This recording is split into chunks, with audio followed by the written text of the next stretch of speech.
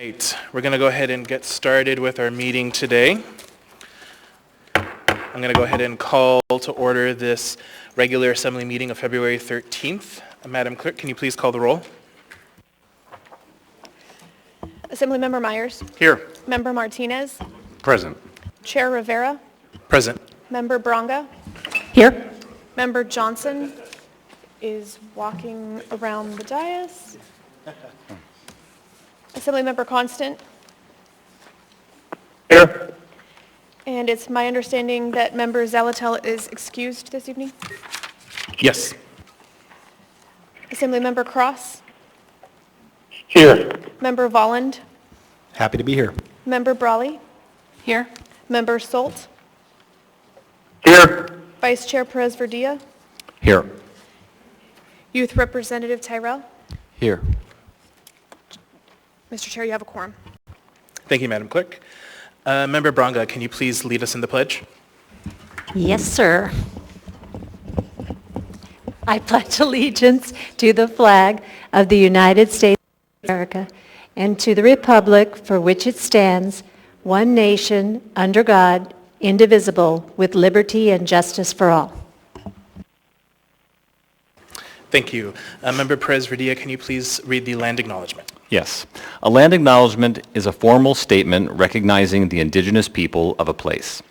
It is a public gesture of appreciation for the past and present indigenous stewardship of the lands that we now occupy. It is an actionable statement that marks our collective movement towards decolonization and equity. The Anchorage Assembly would like to acknowledge that we gather today on the traditional lands of the Dena'ina Athabascans. For thousands of years, the Dena'ina have been and continue to be the stewards of this land. It is with gratefulness and respect that we recognize the contributions, innovations, and contemporary perspectives of the Upper Cook Inlet Dena'ina. Thank you. Next, we have the minutes of the previous meetings. Can I get a motion to approve the minutes of the regular assembly meeting of December 19th, 2023? So moved. Second. Moved and seconded. Is there any opposition to approval of those minutes? Okay, seeing and hearing none, those minutes are approved unanimously. Next, we have the mayor's report. Will you be giving the report, Mr. Byrd? Yes, Mr. Chair. Thank you, Mr. Chair. Good evening, everyone. The mayor is out tonight, and so I'll be giving his report. First thing, I want to congratulate the West Anchorage boys hockey team and the Diamond West United girls hockey team for their championships over the weekend. There was a remarkable victory by the West Anchorage boys in the Division I state championships. Their game against Diamond High School is a display of exceptional skill and dedication from both teams, and the mayor would like to extend his congratulations to all the players. Also, the Diamond West girls United hockey team won its third straight title with the 2-1 victory over Chugiak Eagle River, so congrats to the Diamond West girls and to the West boys. Public health and safety emergency. Today marks the official end of the mayor's public health and safety emergency, which was declared on January 26th due to prolonged sub-zero temperatures.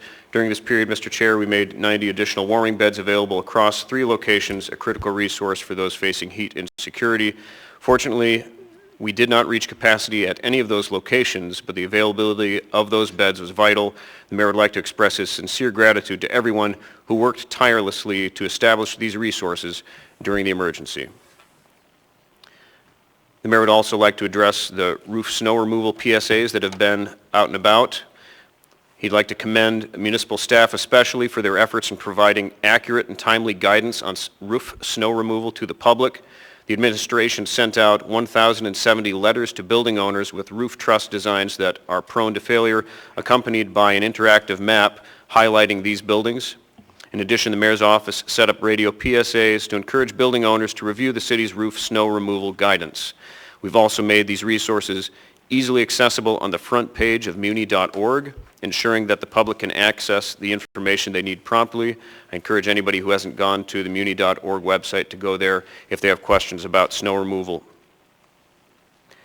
In recent weeks, the mayor has been closely monitoring the natural gas supply in South Central and has set up the South Central Mayor's Energy Coalition regarding Cook Inlet Energy.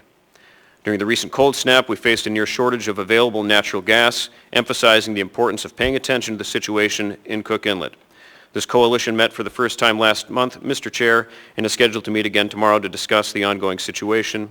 To navigate this, the Mayor is putting together a technical advisory board, and we look forward to sharing more about these efforts in the near future.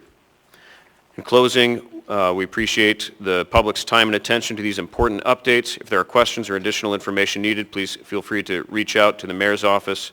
Thank you, Mr. Chair, for allowing us to address these things today. Thank you, Mr. Byrd. Next, we have the Assembly Chair's report.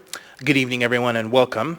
Before we begin this evening, I want to take a moment to recognize the passing of a dear friend to the municipality, Bob Owens. Mr. Owens has been with the Municipal Attorney's Office for over 18 years and played a critical role in many important municipal issues over those years. He always offered wise and thoughtful legal advice and was a true public servant to the people of Anchorage. His passing has been quite a shock. I want to offer my condolences to his wife, Suzanne, his family and friends, and the staff in the Municipal Attorney's Office who have lost a valuable colleague. We will do a longer recognition in the future when his family can be here, but for tonight we've placed flowers on the dais in his memory. Next, I want to issue a reminder that the municipality will hold a vote at home election this March and April. The last day to register is March 3rd. Ballot packages will be mailed to qualified voters on March 12th, and the last day of voting is Tuesday, April 2nd. The mayor, several school board seats, service area board of supervisor seats, and the open District 2 Chugiak Eagle River Assembly seat will be on the ballot, as well as a proposed charter amendment and several ballot bond propositions. An exciting new development this week was the launch of the online checkbook, an online record of municipal transactions. The online checkbook will update monthly, posting recent transactions, unaudited revenue, and procured contracts with historic information dated back to 2018. This is a major milestone in the Assembly's effort to make our local government more transparent and accessible to the public. I congratulate my colleague, Chair Constant, for seeing one of his top goals come to fruition, and also thank members Cross and Voland for your sponsorship of the legislation that created it. Finally, I want to recognize and thank the team at IT and Finance, especially Sandra Fern, Brendan Babb, and Heather Holland, and the Assembly implementation team, including Chair Constant, Member Barley, and our former budget analyst, Desiree Camacho, for their incredible hard work to pull this off in under a year. To my fellow members, with several members absent from the meeting tonight, I ask that if there are any controversial or lengthy items on the agenda that we consider postponing to March so that we can hold a work session on the topic and have all of the members present to participate in debate and voting. Two items on today's agenda fit this theme. Items 14B, AO 2024-14, and 14F, AO 2023-94, will be pushed to the meetings in March. So if you are here for those items, the public hearings will not be occurring tonight. At the request of the mayor, I want to give direction to the clerk to add him as a co-sponsor to items 10A1 and 10A4, two honorary resolutions on our agenda tonight. With that, we have a full agenda, and I'll do my best to move us along so that we can conclude at the most reasonable hour possible. This is a business meeting, and we are here to do the work of the municipality. Please help create a climate of respect in the chambers. Refrain from personal attacks, speaking out of turn, shouting, clapping, and pacing. Keep signs 8.5 by 11 inches in size. Please keep the aisle clear, except when lined up to testify. Please also do not approach the dais if you have something to share with the members. Hand it to the clerk for distribution. Please stop speaking if any point of order is called, so I may rule on the point of order and the record is clear. If rules are not followed, I may interrupt speakers to call for compliance, and if compliance with the rules doesn't occur, then I may pause the meeting. If there's an actual disruption, I will give a warning. If the disruption persists or happens again, the person will be asked to leave. Go ahead, Member Constant. Thank you. Just a quick point of clarification. I believe that for those two items you mentioned to be postponed to the meeting in March, the public hearing will be opened. I think we have to open the public hearing and continue it, not that the public hearing won't happen. Yes, thank you for that clarification. Yes, the public hearings will be opened. They just won't be happening today.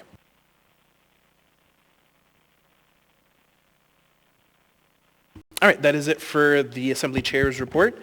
We're going to go ahead and move on to committee reports. I will go ahead and start on this side with Member Myers. Thank you, Mr. Chair. Nothing to report. Member Martinez. Thank you, Mr. Chair. The last meeting of the Community and Economic Development Committee was held on February 8th, and at that meeting we had two really strong presentations, one from the Anchorage Community Land Trust, focused and really on their Set Up Shop initiative, working with small businesses and entrepreneurs, and then also telling us more about their overall place-based strategy. And then we had a presentation from the folks who held last year's Solstice concert at Cuddy Park. This year it's called the Sundown Music Festival, and they have a plan. They're changing the date to better kick off the season and work with other small businesses, and those two presentations are available at our website at the Community and Economic Development page, and our next meeting will be held on February 22nd at the Permit Center. Thank you, Mr. Chair. Thank you. Member Bronga. Thank you, Chair. February 7th, the Health Policy Committee met. We got our usual very complete report of things going on in the city. We heard about Winter Bike Fest, Big Fat Ride, Bike to Work, and 5,000 reflective lights were given out at Solstice Tree Tour. WIC has launched a new website. Doxy.me they're doing a pilot of telehealth.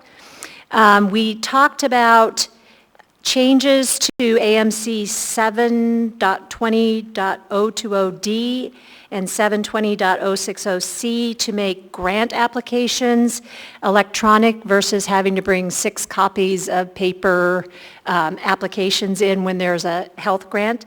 And that is in the process trying to see if we can bring it up to the 2024. Other things that we heard about is we had a presentation by a student from Eagle River High named Maddie. She was with Alaska Teens Against Abuse, and I see that we are doing a resolution tonight about Teen Dating Violence Awareness Month, and it was nice to hear what her group is doing to help encourage healthy relationships around Alaska. And that's pretty much it. Thank you. Great, thank you. Member Johnson? Yeah, thank you, Mr. Chair. The next meeting of the Assembly Enterprise and Utility Oversight Committee of the Whole will be next Thursday. That's February 15th from 11 a.m. to 12 p.m. at City Hall and also online. We have 2 related agenda items. One is a continued discussion of Port of Alaska Plan of Finance, and the other is the Port of Alaska Modernization Project Update, Design, and Finance. And folks who have been reading through the agenda for tonight might have noticed that down for introduction we have AO 2024-11S, which would allow for a revenue bond up to, in this version, $471 million. So if that is a topic about which you are interested or curious, I would encourage you to tune in or participate in that UOC meeting next week. Thank you. Member Perez-Verdia? Thank you, Mr. Chair. A couple of updates. First, the Public Safety Committee meeting met on February 7th, and we had presentations, two of which I want to highlight. One was from the Anchorage Police Department. They gave an update on body cameras. They shared that 191 body cameras have now been issued, 20 to the Academy. 171 of those cameras are on the street right now with the upgrades with the associated car video. And they'll continue to give us updates at that committee meeting as we learn more about how those are being how that's going. Also, both the Anchorage Police Department and Fire Department gave statistics from 2023. I would encourage folks to go on to the Assembly Public Safety website to review those. There's some really wonderful information on there about how in many cases we are trending down. We are actually seeing some reductions in crime across many areas. So I would encourage folks to look at that as well. The next meeting of the Public Safety Committee will be on March 6th. Additionally, the Anchorage Equity Committee met and they spent a number of hours on a Saturday developing priorities for this upcoming year. And those will be finalized soon, so we'll be able to get those out to folks so we know what those are, and encourage folks to attend the next meeting of the Equity Committee, which will be on February 22nd. Thank you, Mr. Chair. Thank you. Member Voland? Thank you, Mr. Chair. At the most recent AMAPS Policy Committee, the Policy Committee voted to release an omnibus amendment called Amendment Number 2 to the TIP, the Transportation Improvement Program, which is our short-range transportation plan. That amendment now is out for a 45-day public comment period through March 15th. If folks want to participate and submit their comments, they can do so at publicinput.com/AMATS, A-M-A-T-S. Thank you, Mr. Chair. Thank you. Member Brawley? Yeah, thank you. Just a brief update. The next meeting of the Budget and Finance Committee will be Thursday, February 15th, in just a couple days, 12:10 p.m., City Hall 155. We will be hearing our usual reports on the city's, state of the city's finances, and then, of course, we're moving toward first quarter budget revisions, which we won't be specifically discussing in February, but just a reminder to members and the public that will be coming up in April. Next, the Legislative Committee. So we met on Wednesday, February 7th. We had a debrief on current bills and discussed several members' upcoming visit to Juneau for the AML conference, as well as to have legislative meetings to talk about the city's priorities. Our next meeting of the Legislative Committee will be Wednesday, March 6th, 1 p.m. in City Hall 155. Again, meeting monthly just to debrief and make sure that we're talking about developments in Juneau as they happen. Thank you. Thank you. Member Solt?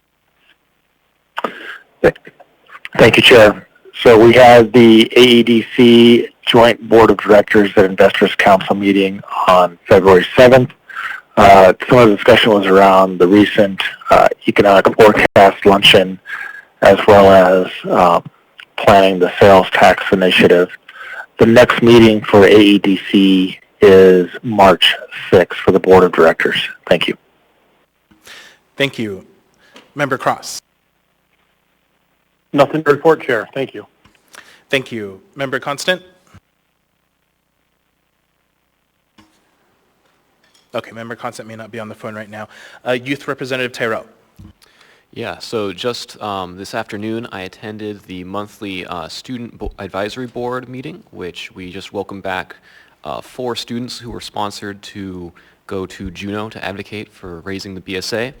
And then additionally, just last week, I attended the CCL, the Career Life Readiness ASD program, which was in the Egan Center, as attending as part of the Alternative Schools Committee. So thank you.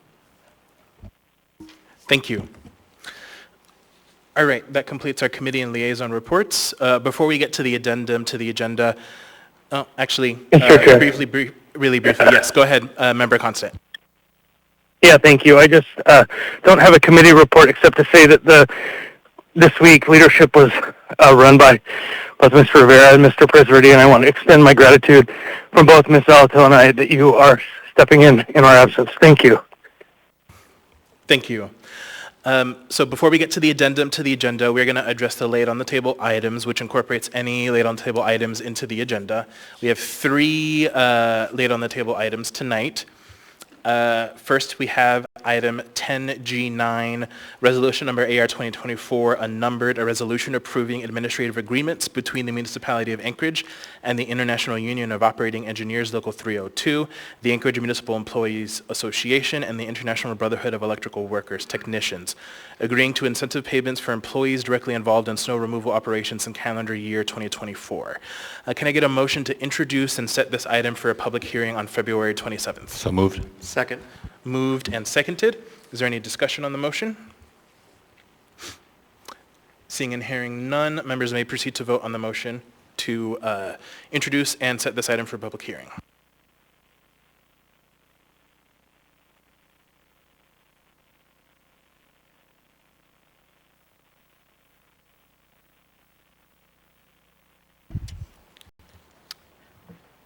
Member Constant?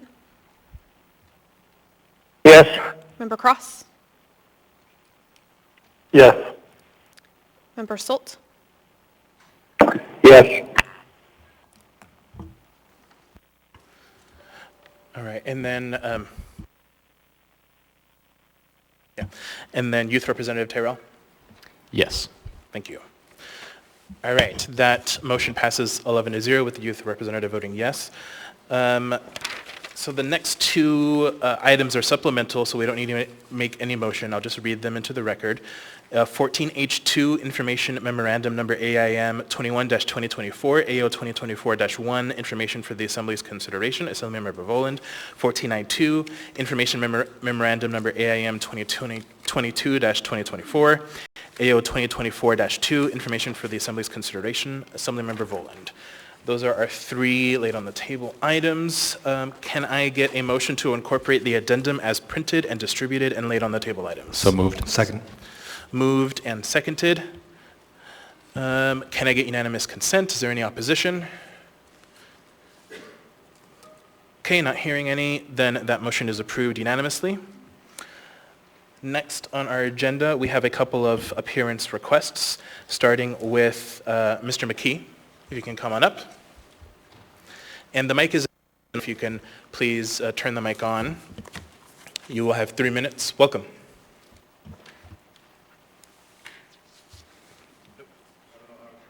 It's the green or yellow button. There you go. Oh, now it's on. Yes, I submitted this for audience participation for this ordinance AO 202. And I'm sorry, can you introduce yourself, Mr. McKee? Huh? Can you introduce yourself, please? Oh, yes, my name is Charles McKee, and I want to let you know that I'm a private civilian and not a statutory citizen, and I'm talking about this voter registration process, this ordinance referred to, and the Word of God is with God and is God, and it comes with land title, and with that, water rights. And it comes with the fact that this country is established as a republic from that beginning. So with the right to vote, you have a vested interest in your rights, and if you have your rights, you have access to the Bill of Rights. So it comes with that. When they separate us from our title, which is God, the Word of God, then you have been separated from your rights, and then you become a commodity to be bought and sold. We're supposed to have been done away with slavery. So it goes with the fact that you have been beguiled by the Bar Association in the marketing as I described in this page, and dated February 10th, 2017. 2 pages. So then you went ahead and ignored what I had submitted and passed this ordinance about the concern of your sovereignty of the voting process, and not to be able to bring about the beguiling nature of the organization that controls the commerce of the buying and selling of commodity, which is what they have done to us, or you people that relinquish your rights to the statutory rules and regulations, and not common law, not God's law. So with that, I would encourage you to reread this and consider the agency coupled with interest, Black's Law Dictionary, to regain your structure. Thank you. Thank you for participating. Next, we have Ms. Thomas. Welcome.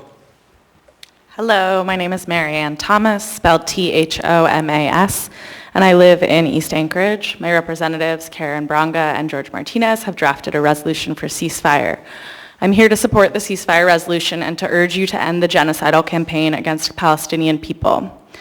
I've been an ICU nurse for over 10 years. During the early pandemic, I worked harder than I imagined possible to use the skills and experience I had to help sick people live, but all our patients died. We nurses were called heroes while the world outside the hospital normalized the specter of death all around us. We nurses refused to normalize a culture of death. My profession trained me to work towards life in alignment with a distinct ethical and moral framework. That's what I'm here to do today.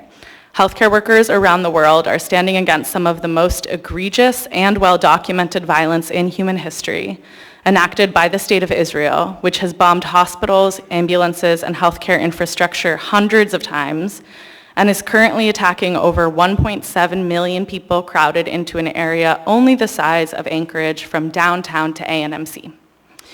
Over 400 Palestinian healthcare workers have been killed, and this is not a guess. I have had distributed the names of the healthcare workers who we know have been killed already. If you called nurses heroes, if you thanked us for our service when you or your loved ones were sick or dying, you must listen to healthcare workers now. It is our role to give the medicine needed in the moment to work towards life. We are seeing genocide, and the medicine needed is a permanent ceasefire now. I'm asking you to be brave. I've heard from Karen that she's afraid to introduce the bill because of the far right. This is even more reason to stand against the violence of white supremacy, colonization, and imperialism that lands people in the ICUs I've worked in for over a decade. In silence, you normalize genocide, which shows me what you would do if and when the far right comes for me, if and when they attack healthcare institutions that I've worked at, like the Native Hospital. You are part of a government that aids and abets genocide. It is your responsibility to stand with me, a nurse who cared for your family members, friends, and who continues to unconditionally care for sick and dying people. Like I refuse to normalize mass death from COVID, I refuse the genocide of the Palestinian people. This genocide is not inevitable, and I call on you to act. Thank you for your time. Thank you for participating. Next, we have the consent agenda. Consent agenda items number 10A through 10F are typically routine or non-controversial items such as bid awards, new business, information and reports, and ordinances and resolutions for introduction. The items on the consent agenda may be approved by the Assembly by a single vote on a motion to approve the consent agenda. Prior to approval, items may be pulled by an Assembly member for discussion and separate vote on each of those items. Under the Assembly's rules of procedure, all ordinances and some resolutions will have an opportunity for public hearing on a future date. So with that, we'll go ahead and pull items. I will go ahead and start on this side of the dais, starting with Mr. Constant.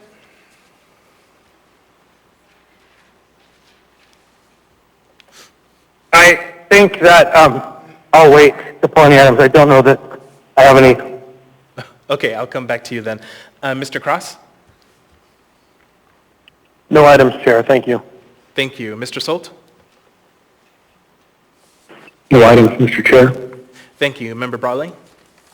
Yeah, thank you. I'd like to pull 10A1, 10A4, 10 Delta 3, 10 Delta 4, and 10 Delta 5. Thanks. Thank you. So I have items 10A1, 4, 10D3, 4, 5. Member Voland? Thank you, Mr. Chair. I would like to pull item 10A2 and 10B6. Thank you. So I have 10A2, 10B6. Member Perez-Vardilla? No items, Mr. Chair. Thank you. Member Johnson? No items. Thank you. Member Bronga? No additional items. Thank you. Member Martinez? No additional items. Thank you. Member Myers? Yes, Mr. Chair, 10A3. Got it. 10A3. I'll go back to you, Member Constant. I think everything I need has been pulled. Okay, thank you. And then youth, I do ask. No, my apologies. All right, so I'll go through the items one more time. That's 10A, 1, 2, 3, and 4, 10B6, 10D, 3, 4, and 5. Any additional items? All right, seeing and hearing none, can I get a motion to approve the consent agenda with the exception of the pulled items? So moved. Second. Moved and seconded. Is there any opposition? Seeing and hearing none, that motion is approved. For the public's information, the Assembly has now passed or accepted all items in 10A through 10F, other than the items that were just pulled, which we'll take up next, or that have been introduced for a future public hearing, which are all the items in 10G. If you're here to see action on an item listed on the consent agenda that was not pulled, those items have been passed or accepted. All right, we'll go ahead and go through the pulled items, starting with 10A1. A resolution of the Anchorage Municipal Assembly recognizing February 2024 as Teen Dating Violence Awareness Month. What is the will of the body? Move to. Second. Moved and seconded. Is there any opposition? Or no, I'll ask for unanimous consent. I'll ask that. All right, seeing no opposition, that is approved unanimously. Who is reading and who's presenting? Mr. Chair, I'm reading. Okay, great. And then, yeah, coming up. Okay. A resolution of the Anchorage Municipal Assembly recognizing February 2024 as Teen Dating Violence Awareness Month. Whereas teen dating violence is a serious issue that can have both short-term and long-term negative effects. Teens that experience dating violence are more likely to experience depression, anxiety, engage in dangerous or unhealthy behaviors, and have thoughts of suicide. And whereas, according to national studies, 1 in 12 U.S. high school students experience physical and/or sexual violence in a dating relationship.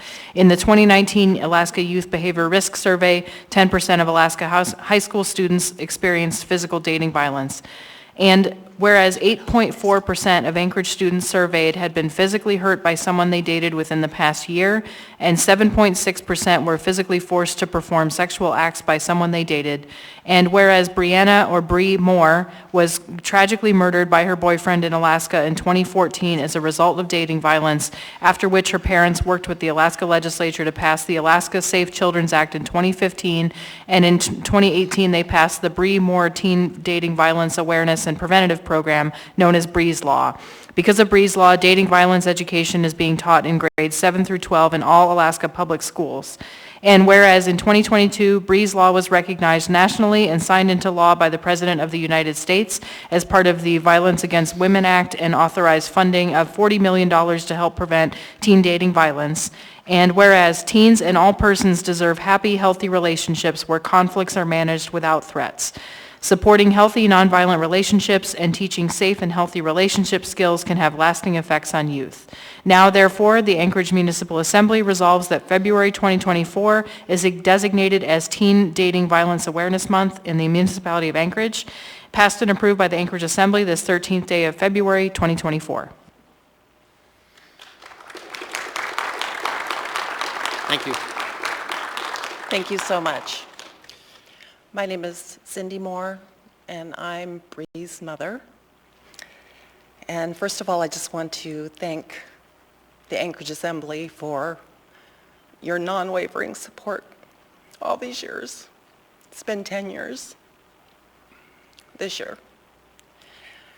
And we've worked very hard the last 10 years to prevent what happened to Bree from happening to any other teen in the state of Alaska. And it's working. And we run into teachers and teens and parents all the time that give us such amazing feedback to this education that's being taught. As a matter of fact, I met a teacher when I walked in today to the Assembly chambers with Highland Academy, and he said, they're teaching Bree's Law, and it's working. He said there's 5 modules with education, and they're 45 minutes each. And he said, truthfully, it takes us at least 2 hours to get through each module because all the kids want to talk about it, and they want to discuss it. And he said that is huge because kids don't normally want to talk about that kind of stuff. So I just want to thank you again, and I want to thank all the parents out there and all the teens who have embraced this and have taken it to heart. So thank you. I'll say it again. Thank you so much, Anchorage Assembly. We've had 100% support from the Anchorage Assembly the whole time.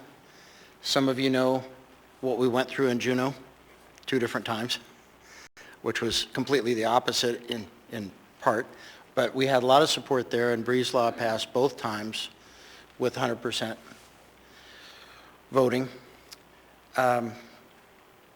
We had this idea that why did this happen to Bree, and we didn't know that she was involved in an unhealthy relationship and that she was being abused until 3 months after she was murdered. And we thought, well, why was this education not out there before? It's like, wear your seatbelt, don't let friends drive drunk. I mean, life vests. And it was just crazy. So we thought, Cindy made a bunch of calls around the country to find out about teen dating violence prevention education. And she talked to Ann Burke, Lindsay Ann Burke's mother in Rhode Island. And she had passed a similar law there that required teen dating violence education prevention. And she said, Cindy, you have no idea what you're going to be up against. Cindy said, why didn't you do it nationally? You have no idea. So this month we'll be participating in the National Committee with U.S. Health and Human Services, which is going to be directing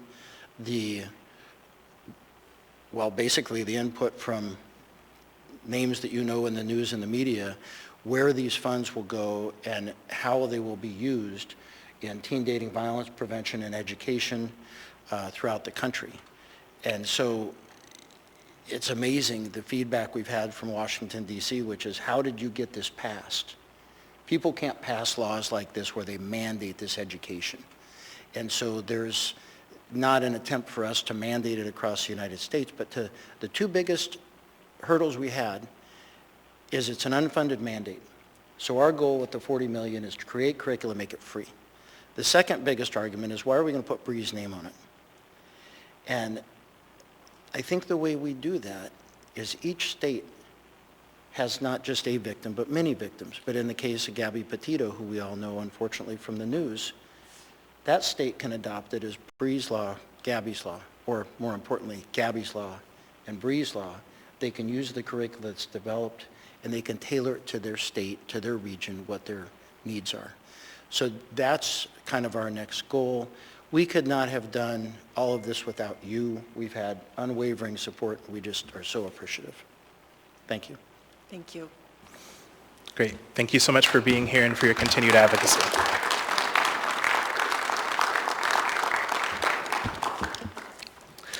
Next, we have item 10A2, resolution number AR 2024-59, resolution of the Anchorage Municipal Assembly recognizing and celebrating February 2024 as Black History Month in Anchorage and acknowledging the incredible, unique journey of African Americans. Member Voland? Move to approve. Second. Moved and seconded. I'll go ahead and ask for unanimous consent. Seeing no opposition, that is approved unanimously. Mr. Chair, I'll be presenting and Member Johnson will be reading. And whoever is accepting, oh, great, thank you. A resolution of the Anchorage Municipal Assembly recognizing and celebrating February 2024 as Black History Month in Anchorage and acknowledging the incredible, unique journey of African Americans. Whereas between the 16th and 19th centuries, 12 million Africans were transported across the Atlantic Ocean to the Americas as part of the Atlantic slave trade, where enslaved Africans built the economies of the southern British colonies and later the southern states of the newly founded United States. And whereas on July 4th, 1776, the Declaration of Independence proclaimed the ideals of life, liberty, and the pursuit of happiness. Unfortunately, the new nation's lofty ideals of all men are created equal did not apply to the millions of enslaved Africans who toiled under harsh, inhumane conditions and who were considered property, not persons. And whereas it took a civil war, the Emancipation Proclamation, and 3 constitutional amendments to end slavery in our nation and for African Americans to gain their freedom and constitutional rights as citizens, a freedom and rights that were abridged by Jim Crow laws and legal barriers to civil and voting rights that still stain our nation's soul. And whereas in 1926, Dr. Carter G. Woodson chose to establish the second week of February as Negro History Week because the month of February includes the birthdays of Frederick Douglass, W.E.B. Du Bois, and Abraham Lincoln, and the founding of the National Association for the Advancement of Colored People on February 12, 1909, and whereas since 1976, every American president has designated February as Black History Month, recognizing the month as an opportunity to reflect upon the incredible, unique journey of African Americans, their contributions to our nation, and how they have never given up on the promise of our nation. And whereas the Association for the Study of African American Life and History's 2024 Black History Month theme is African Americans and the Arts, which recognizes the lived experiences of Black Americans in the fields of visual and performing arts, literature, fashion, language, film, music, architecture, culinary arts, and other forms of cultural expression. And whereas during the dark times of slavery, while millions of African Americans were physically enslaved, the traditional music, songs, dances, and oral traditions that they had brought with them from Africa often kept them from being spiritually enslaved, and later gave birth to gospel music and the blues, both of which were based on the musical traditions brought from Africa and the lived experiences of enslaved African Americans. And whereas throughout our nation's history, African Americans have shaped our nation's soul through their contributions to the arts and have helped to define who we are as a nation in good times and in bad. African American artists have held up a mirror to our nation, allowing us to confront hard truths about who we are and pushing us to live up to our founding ideals. And whereas from the Harlem Renaissance to the Black Renaissance to the new Negro movement to the Black arts movement to hip-hop and Afrofuturism, artists including Josephine Baker, Langston Hughes, Amiri Baraka, Nikki Giovanni, Sonia Sanchez, Alvin Ailey, Coke LaRock, DJ Kool Herc, Sun Ra, Roland Kirk, and Jimi Hendrix helped to shape our nation, helped to shape who we are as a nation. Paul Robeson once noted that artists are the gatekeepers of truth. We are civilization's radical voice.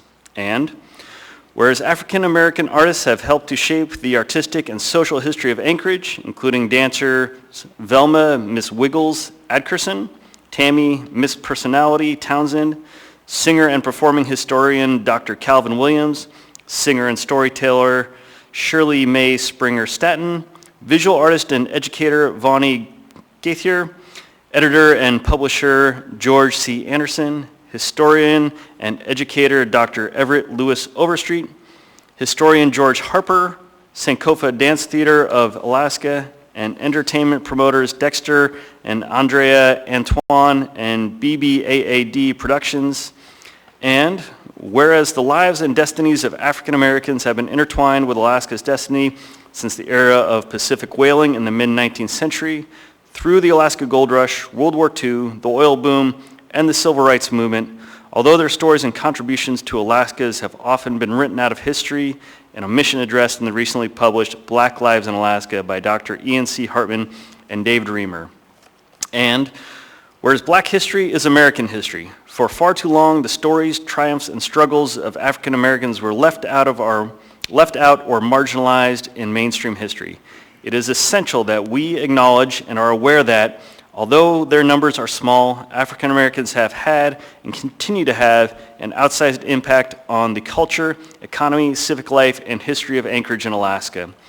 And whereas during Black History Month 2024, the University of Alaska Anchorage, the NAACP Anchorage, the Alaska Black Caucus, Jack and Jill of Anchorage, of America Anchorage chapter, and other community partners will be hosting community events, including Alaska's premier Black History Month event, the Betty Davis African American Summit at Betty Davis East High School on Saturday, February 10th, offering multiple workshops, seminars, lectures, vendors, musical performances, and community resources, including Jack and Jill Anchorage Chapter's 5th Annual Living Wax Museum. Other community events include the Sound of Black Music, Harriet Tubman and the Underground Railroad, the 9th Annual Black Business Expo and Summit, the UJA-MAA Co-working Space Open House, the Sankofa Dance Theater's Elements, 2 to 6 p.m. in the West High Auditorium on Saturday, February 24th. These organizations represent the past, present, and future of the ongoing struggle for civil rights, justice, and equity in our community, state, and nation.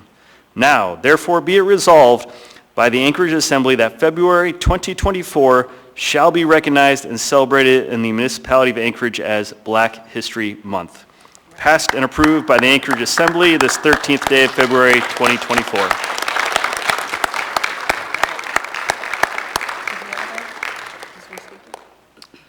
Ganesh Jish.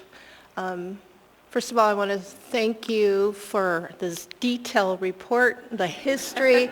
As a Tlingit, I would say it is more directed to our African tribes that came over here. So it'd be more like African Cultural Heritage History Month, to remove most of the stuff that happened for ridding us from our culture by calling us blacks. Because as you can tell, the African bloodline is flourished in Alaska. And Ganesh Jish, I really appreciate this. Thank you so much. Thank you. Good afternoon, everyone. I'm Jackie Oliver of the Alaska Black Caucus. In lieu of President Celeste House Groudon, I just want to share a few words. Thank you so much for this resolution. The proclamation truly represents a historical step towards uplifting community and black creativity through the arts. To remember where we came is to help us to keep going. May the plights of these black Alaskans and the regards of this proclamation serve to remind you to give others their flowers while they are here, no matter how big or small the impact. To plant the seeds in the community and help water the garden from which we all will eat. Thank you, it's an honor. I'd also like to do a shameless plug that the Alaska Black Caucus will be having a live and in-person community conversation this upcoming Sunday, Connecting Black Joy. It'll have 4 panelists of black women who will be sharing holistic practices to well-being and spiritual nurturing and teaching through different forms of arts. Thank you so much for this honor. Thank you.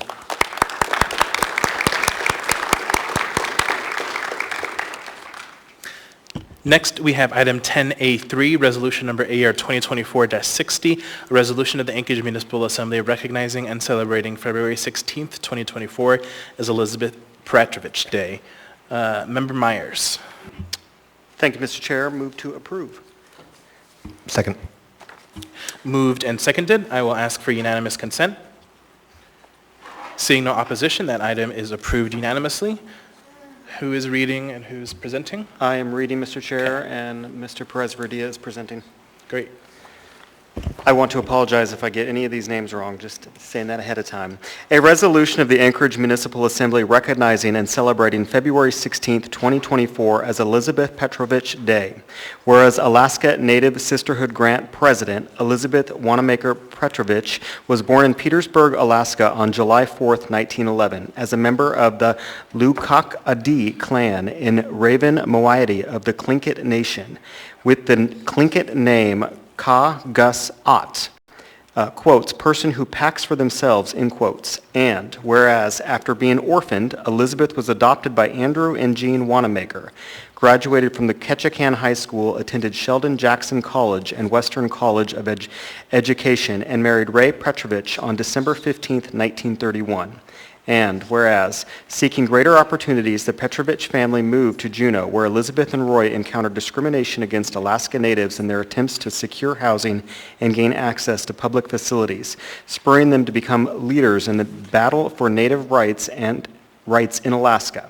And whereas, leveraging their position as leaders with the Alaska Native Sisterhood and the Alaska Native Brotherhood, Elizabeth and Roy worked to bring attention to the issue of discrimination, lobbying the territory legislature and the Governor Gruning for passage of the anti-discrimination legislation. And whereas Elizabeth's compelling, passionate testimony before Alaska Territorial Senate was instrumental in the passage of the Anti-Discrimination Act of 1945, which provided for equal access to public accommodations in the territory of Alaska, and which Governor Gruning signed into law February 16, 1945, foreshadowing and helping to inspire national civil rights movement of the 1950s and 60s.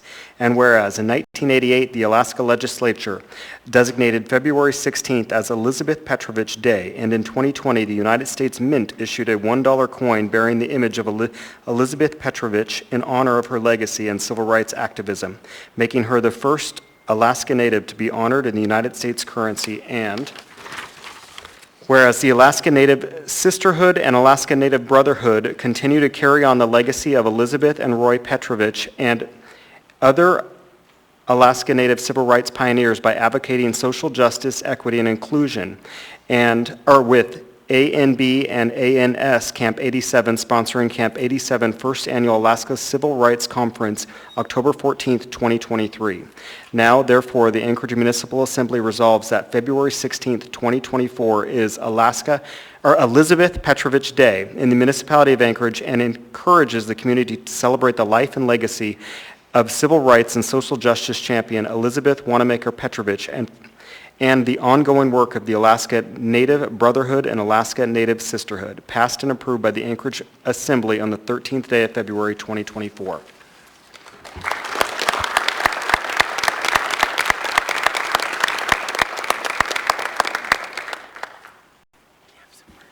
Welcome, whoever would like to speak. Thank you. My name is Tasha Hotch. I live in the downtown district, so Volland and Constant are my representatives. I'm Tlingit. My Tlingit name is Jacuste, which means where the sun meets the mountain, or for those of you not familiar with that kind of terminology, daybreak. I'm just really excited that we continue to recognize this day. I grew up in Klukwan, which is in southeast Alaska, where this is a very prominent holiday and a lot of activism happens. And the small group behind me, we're really active in this community. You might not always know it because we're not looking for accolades, but we're a service organization. When people are looking for volunteers, we show up. When the people that are vulnerable and don't have a voice, we show up. And the organization started in 1912, and we're continuing to do that work today. The Alaska Native Brotherhood Sisterhood is the oldest indigenous-led civil rights organization in the world. And it's just, it means a lot to me that we continue to work together and give a voice to those that would normally go unheard. Kunishchish, thank you. Hi again. So this group behind me, if you can rise up, please, because I'm going to give them a voice. Come on, stand up. Appreciate you all being here. It's not only the indigenous that fought to be heard and for human rights. It's global. We are global. Everybody knows. We mention Tlingit, they go, oh, the Tlingits, they're the ones that fought to make sure everybody has a voice. Everybody, is heard. So I just wanted to make sure that these people representing the ones across the world are being heard today, because that's what we do every day. We wake up and we make sure that everyone has a voice. Gunishjish, thank you again for this detail. I mean, it's appreciated. I don't have to talk that much. I mean, it's awesome. Gunishjish.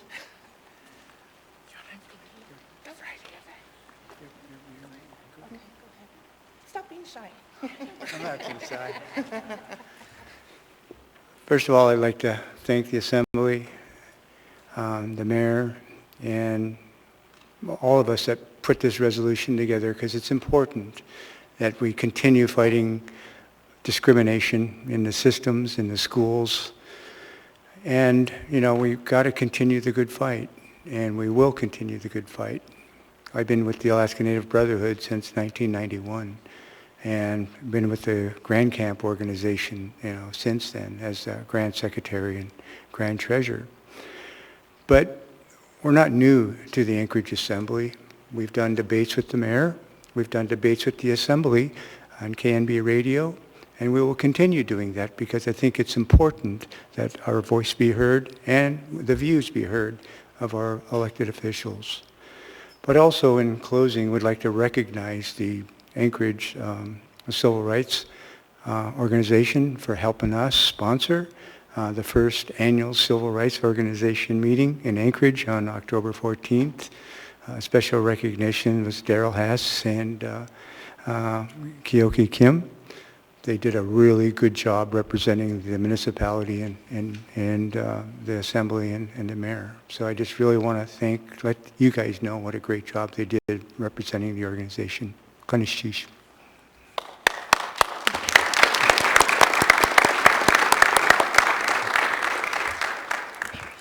Thank you. Next, we have item 10A4, resolution number AR 2024-61, resolution of the Anchorage Municipal Assembly recognizing February 24, 2024 as National Trio Day and the Trio programs at the University of Alaska Anchorage. Member Brawley? Move to approve. Second. Moved and seconded, asking for unanimous consent. Seeing no objection, that item is approved unanimously. Who is reading, who's presenting? Okay. Yeah, come on up. A resolution of the Anchorage Municipal Assembly recognizing February 24th, 2024 as National Trio Day and the Trio programs at the University of Alaska Anchorage. Whereas Trio programs are federal outreach and student services programs in the United States enacted in the Higher Education Act of 1965 and designed to identify and provide students services for individuals from disadvantaged backgrounds, and whereas Trio programs have operated at the University of Alaska Anchorage since the early 1970s, providing invaluable educational assistance to low-income and first-generation college students, including academic, career, and financial counseling to help students complete their post-secondary education, and whereas UAA's Trio programs, including Upward Bound for high school students and student support services for college students, are integral to the education of underrepresented youth and adults throughout the municipality of Anchorage, and currently serve about 300 Anchorage School District students in grades 9 through 12 at Betty Davis East High School, West High School, and Bartlett High School. And whereas Trio Day is a nationally recognized event on February 24th, bringing colleges and universities across the country together to celebrate and raise awareness for Trio programs, during which the University of Alaska Anchorage will join peer Trio programs around the country, and whereas by recognizing the untapped talent and potential of low-income first-generation Americans with diverse racial and economic backgrounds, Trio programs opens the doors to educational access and opportunity for all every day. Now, therefore, the Anchorage Assembly recognizes February 24, 2024 as National Trio Day and recognizes the ongoing contributions of UAA Trio programs to motivate and support youth and young adults to pursue and achieve educational success, passed and approved by the Anchorage Assembly this 13th day of February 2024.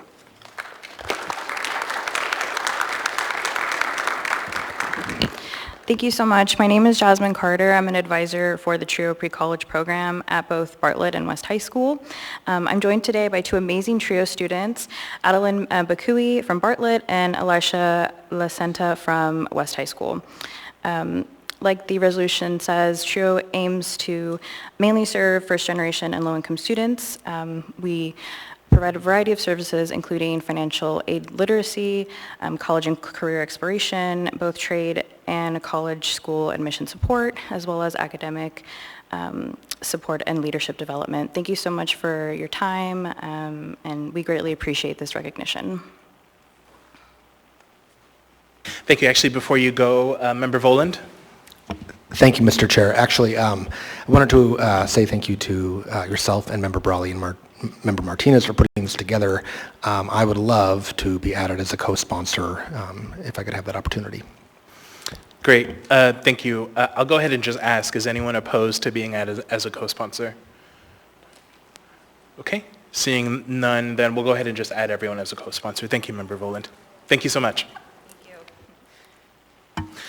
All right, next we have item 10B6, resolution number AR 2024-63, a resolution adopting recommendations to be forwarded to the Anchorage Metropolitan Area Transportation Solutions AMATS Policy Committee regarding an amendment to the FFY 2023-2026 Transportation Improvement Program. Member Voland. Thank you, Mr. Chair. I would like to move to set this item for public hearing at the regular Assembly meeting on February 27th. Second. Moved and seconded. Member Voland? Yeah, briefly, this was a request of AMAT staff as tip amendment number 2. As I mentioned earlier in my committee report, is now out for public comment. They would like this to have a public hearing before the Assembly as part of that process. Thank you. Seeing no other discussion, members may proceed to vote on the motion to set this for a public hearing.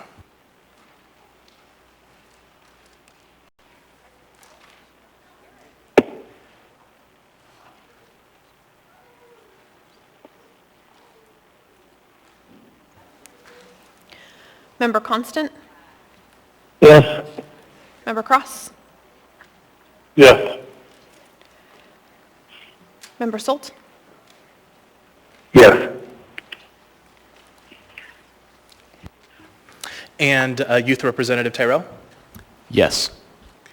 Thank you. That motion is approved 11-0 with the Youth Representative voting yes. Next, we have items 10 Delta 3, 4, and 5. I'm going to go ahead and read all three into the record before I turn it over to Member Brawley. 10 Delta 3, Assembly Memorandum Number AM 194-2024, Library Advisory Board, Donna Moats. 10D4, Assembly Memorandum Number AM 130-2024, Library Advisory Board, Amy Sims. 10D5, Assembly Memorandum Number AM 131-2024, Library Advisory Board, Susie Lang. Member Brawley? Thank you. I'd like to move to postpone those three items to the regular meeting on July 16th. Second. Moved and seconded. Member Brawley? Yeah, thank you. Just briefly, these same three appointments were failed to be confirmed by this assembly just 6 months ago in August 2023, August 22nd, if you're curious and want to go back to the meeting. So the only change that's proposed here is it's the same individuals, but they have switched around the proposed seats of these three. So rather than taking up more valuable time in tonight's meeting and rehashing that same conversation, I propose postponing these appointments to later in the year. And I also move to call the question.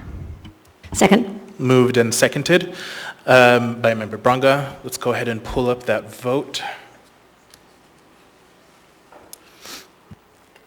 Members may proceed to vote on the call of the question. Member Constant? Yes. Member Cross? No. Member Solt? No.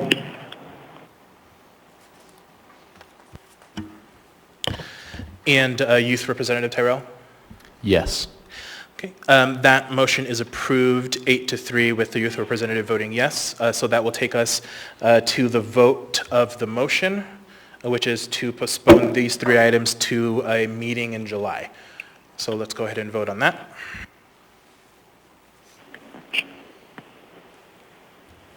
Member Constant? Yes. Member Cross? No. Member Solt? No. And Youth Representative Tyrell? Yes. Thank you. On a vote of 8-3 with the Youth Representative voting yes, that motion is approved. So those items will be back before us on July 16th. Before we go on dinner break, as a reminder, items 14B, AO 2024-14, and 14F, AO 2023-94, those two items will be pushed to meetings in March. So if you're here for those items, we will technically open the public hearing, but we will not conduct the public hearing. The public hearings will be conducted at the March meeting. With that, we will take a break for about 20 minutes or so, and we'll be back.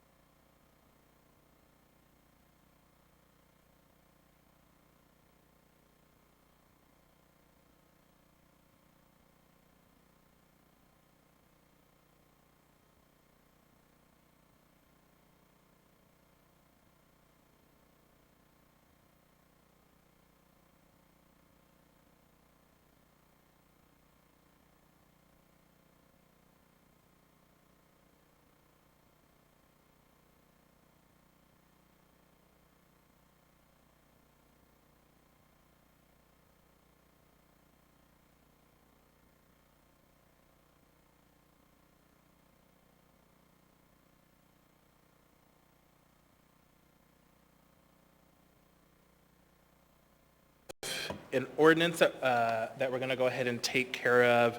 It's a late on the table item that I believe is just going to get introduced and set for a public hearing today. So it should be simple, first, second, and third.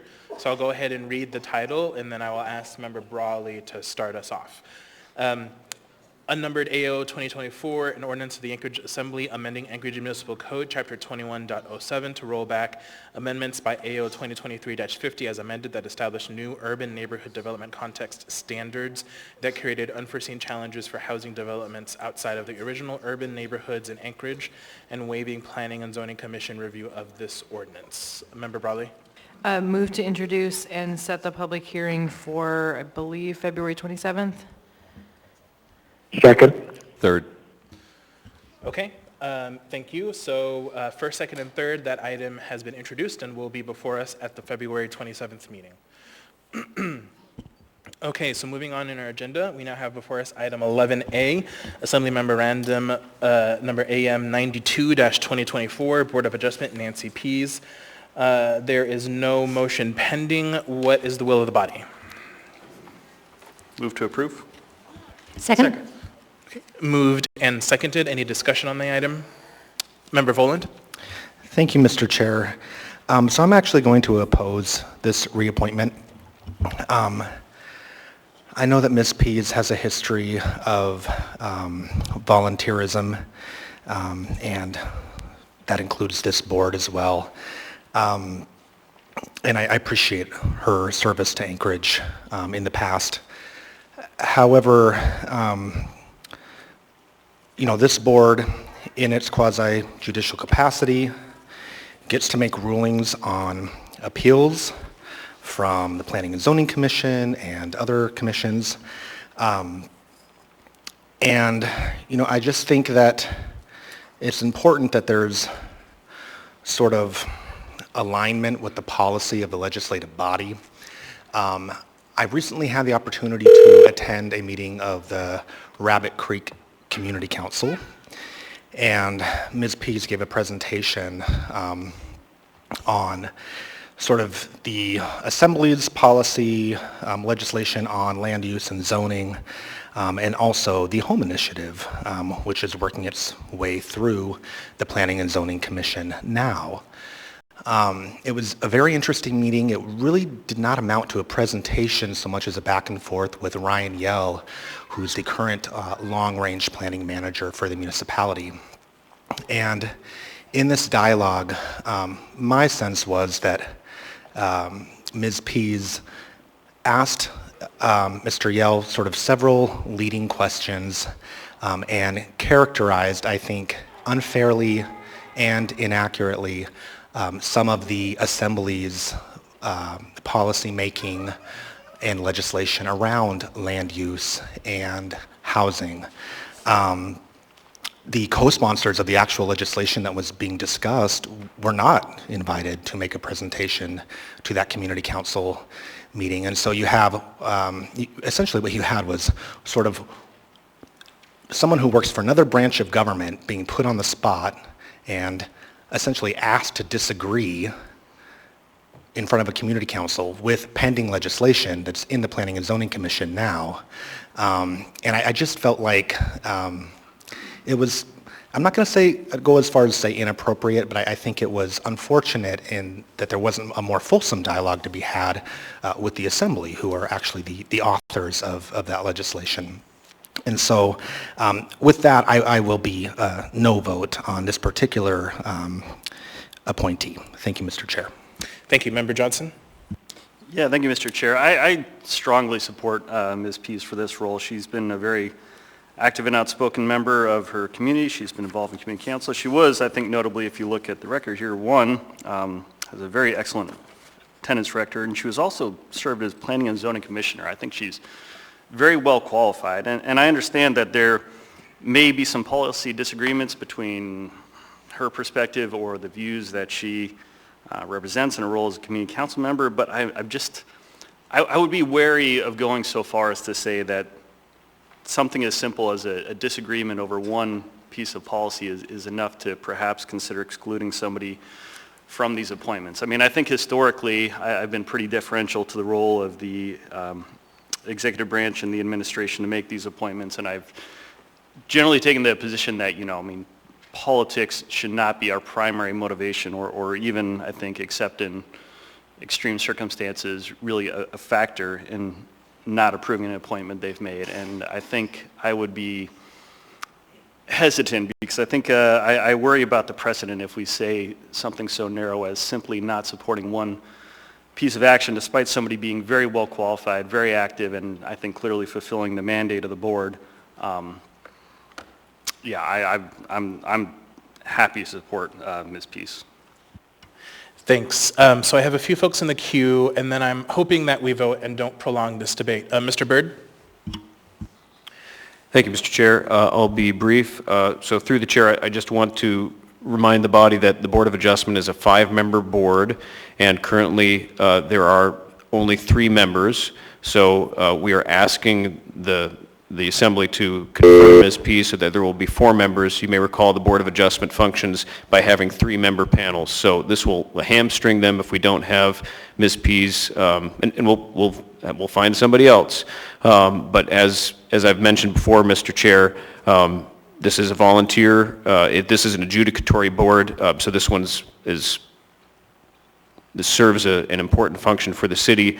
And I also want to remind the body that I believe Ms. Pease was originally appointed by the previous administration. So we feel comfortable that she's served the city well and that she will continue to do so. Thank you, Mr. Chair. Thank you. Member Braga? I fully support Nancy Pease. She's smart, hardworking, does her homework, and we on the east side are very grateful for her foresight in making sure that there were height limits along MLK Drive when it was going in and making sure the development in that area was sensible. And I think it would be really important to keep her on the board. Thank you. Member Constant?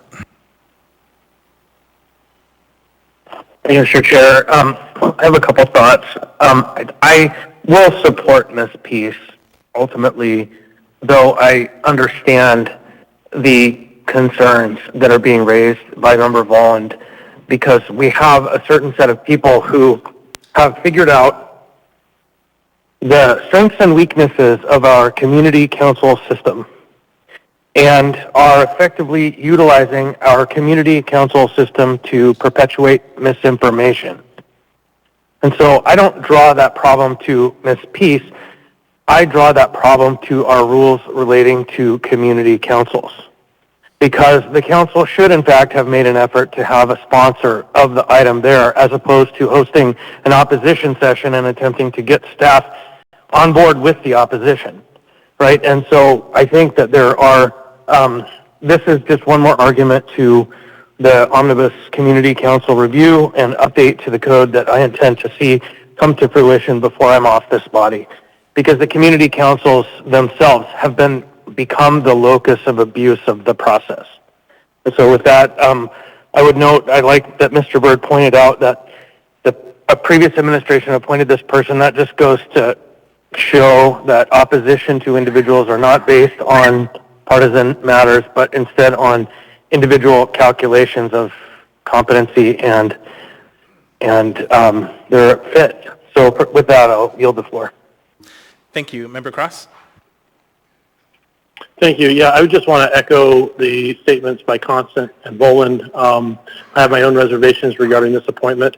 Having served on boards and commissions, I think it's very important that you come with curiosity and no preconceived judgments on how you believe things should be. It's there as a servant position to the community, and I'm a little concerned that that is not what we're going to get. So thank you. Thank you. Member Sold. Thank you. I'll keep it brief. I support Ms. Pease. Very fortunate to have her in our district. Very well researched, very well read on planning and zoning, municipal items, and assembly. I will say I do hope that Ms. Pease will come in as with her mind open and be willing to listen to others and again, keep an open mind. Again, very, very intelligent, very bright. I think she'd be a benefit to have on the commission. Thank you. Thank you. Member Volan, and then I'd like us to vote. Thank you, Mr. Chair. I guess I want to respond to Member Johnson. What came across to me in the meeting that I watched and recorded was not simply pushback to one piece of legislation. It was a characterization of the Assembly, full on, when it comes to the policy that we've been working on regarding addressing a housing crisis. And my sense is that this is someone who potentially doesn't understand the depth of the housing crisis and has a philosophical approach that would only advocate for infill density in certain areas of town. So I guess I will just say that. I think it's broader than just a commentary on one piece of legislation. And so with that, again, I appreciate the history of, Nancy being involved and her former service, but I think it's time to have new people and new ideas at the table in some of our conversations around land use and housing, and yeah, just bring some new blood, new life into the conversation. Thank you. Thank you. Seeing no one else in the queue, members may proceed to vote on the motion to approve.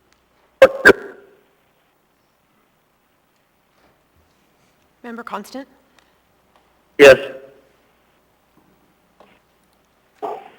Member Cross? No. Member Solt? Yes. Youth Representative Tyrell? Yes. Thank you. On a vote of 9-2 with the youth representative voting yes, that item is approved. Next we have item 11B. Mr. Chair?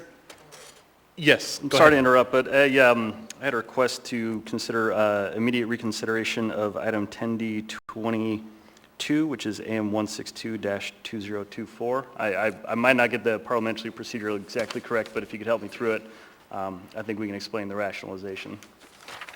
I'll second if that's allowed. Sure. Moved and seconded. Go ahead, Member Johnson. Yeah, thank you. This request came from the municipal manager, and I think it has to do with the immediacy of the need to execute it. So I would like to ask Mr. Kohlhase, if he would, to kind of speak to why he thinks it would be prudent to consider this. Thank you, Thank you, Mr. Chair, and thank you, Mr. Johnson, for helping me bumble through parliamentary procedure as well.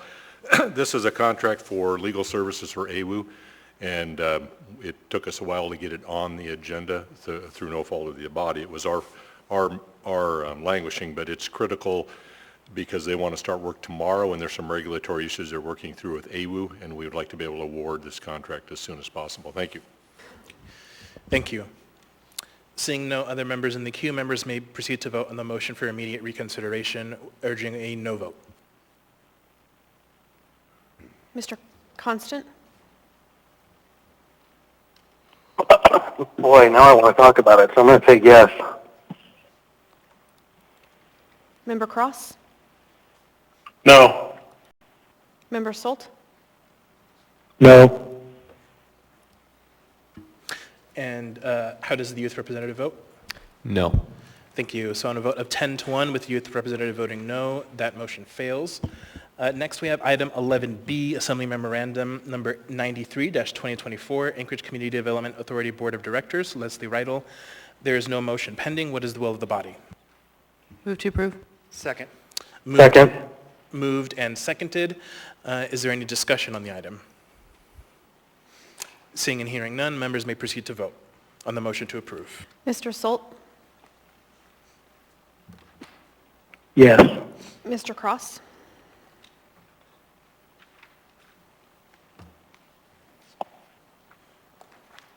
Mr. Constant? Yes. Mr. Cross? Yes. How does the youth representative vote? Yes. Thank you. On a vote of 11-0 with the youth representative voting yes, that item is approved.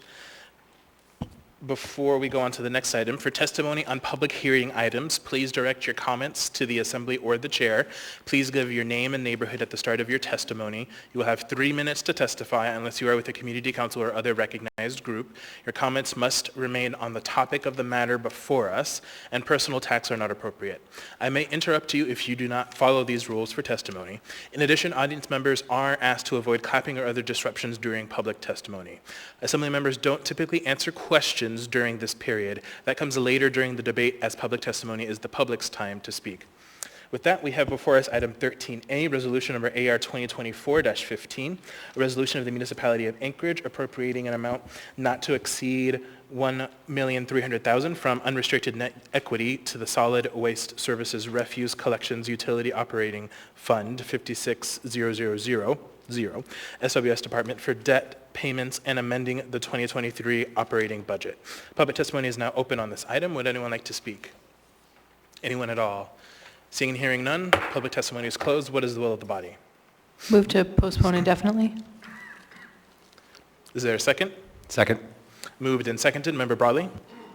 Yeah, my understanding is the administration has requested that this be postponed, so I would, I guess, turn to Mr. Colhase to speak to that.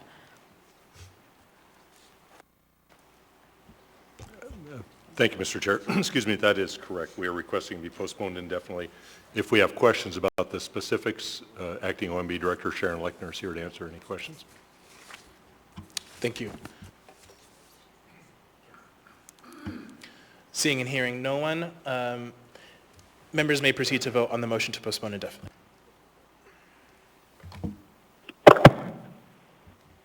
Mr. Constant? Yes. Mr. Cross? Yes. Mr. Solt? Yes. How does the youth representative vote? Yes. Thank you. On a vote of 11-0 with the youth representative voting yes, that item is postponed indefinitely. Next, we have item 14A, ordinance number AO 2024-13, an ordinance of the Anchorage Assembly amending Anchorage Municipal Code, section 4.60.220, Municipal Military and Veterans Affairs Commission, to define the length of appointment terms as 3 years. Public testimony is now open on this item. Would anyone like to testify? Seeing and hearing no one, public testimony is closed. What is the will of the body? Move to approve. Second. Moved and seconded. Is there any discussion? Do you want to speak to it, Member Constant? I can. I'll just briefly state that it's a very unusual commission. It has an initial term of 1 year and then allows, from a previous code change, the second term, if you will, to be 3 years, but it's really difficult to manage. And so what this does is it just streamlines the whole thing and makes it a 3-year appointment. Thank you. Seeing no further discussion, members may proceed to vote on the motion to approve. Mr. Solt? Yes. Mr. Cross? Yes. Mr. Constant? Yes. How does the youth representative vote? Yes. Thank you. On a vote of 11-0 with the youth representative voting yes, that item is approved. Next, we have item 14B. Just as a reminder, before I read the title, the intent here is to open up the public hearing, and then I will go to Member Voland to make the motion to continue the public hearing to the meeting in March. So we won't be hearing from anyone today. Next, we have item 14B, ordinance number AO 2024-14, an ordinance of the Anchorage Assembly amending Anchorage Municipal Code sections 9.04.010 and 9.14.040 to prohibit vehicular traffic from executing a turn on red in the Central Business Traffic District. Public hearing is now open. Member Voland? Thank you, Mr. Chair. Move to continue the public hearing to the regular Assembly meeting of March 19th. Second. Moved and seconded. Member Voland? Thank you. Yeah, I hope my colleagues will indulge me. The Downtown Community Council only meets every other month, and this will allow me to give them a presentation at their March meeting before the Assembly takes action on this. Thank you. Thank you. Seeing no further discussion, members may proceed to vote on the motion to continue the public hearing. Mr. Solt? Yes. Mr. Cross? Yes. Mr. Constant? Yes. How does the youth representative vote? Yes. Thank you. On a vote of 11-0, with the youth representative voting yes, that item is continued to the meeting of March 19th.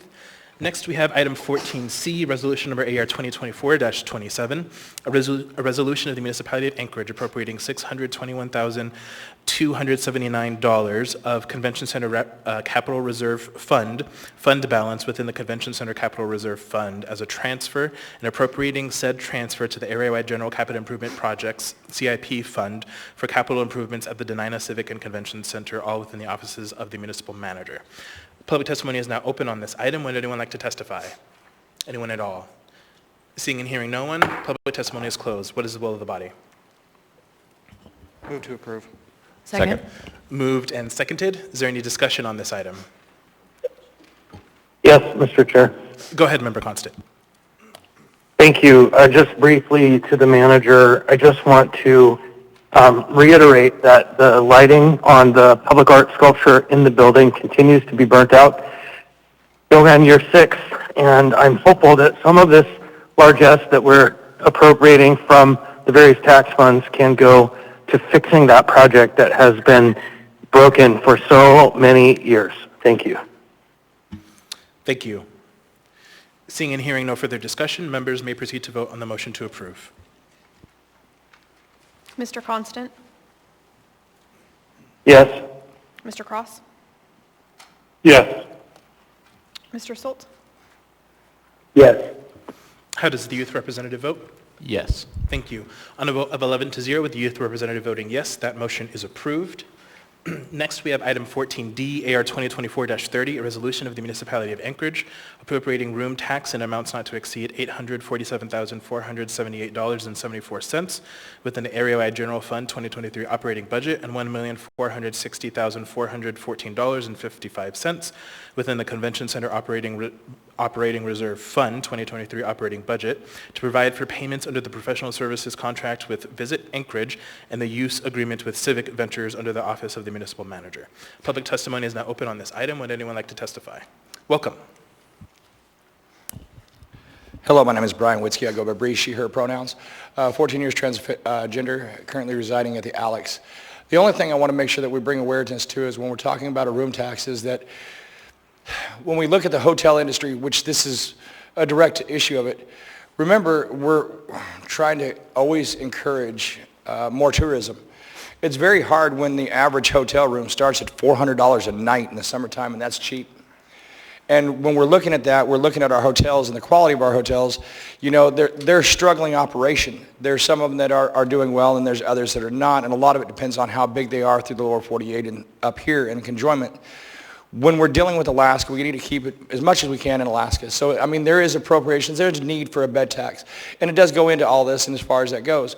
So just be mindful when we're making changes to our industry as hospitality as far as it goes, that small changes on one side can make a huge change and impact on the other, especially with our tourism. So thank you guys for taking a moment to look at everything and moving forward on this. Thank you for your testimony. Would anyone else like to testify on this item? Welcome. Hi, Mike Hitchington, Girdwood speaking for myself. I'd just like to pose a question perhaps. I don't disagree with this item as it is. I understand how the process currently works. But I think it's interesting just to take this opportunity to look back at history a little bit. So in 2005, when this arrangement was first made, room tax was bringing in about 11 million a year from hotels and about 400,000 from other, which is Airbnb, which was bed and breakfast and a few other bits and pieces.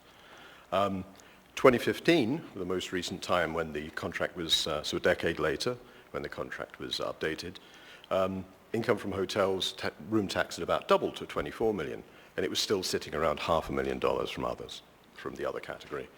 Now we're 8 years later.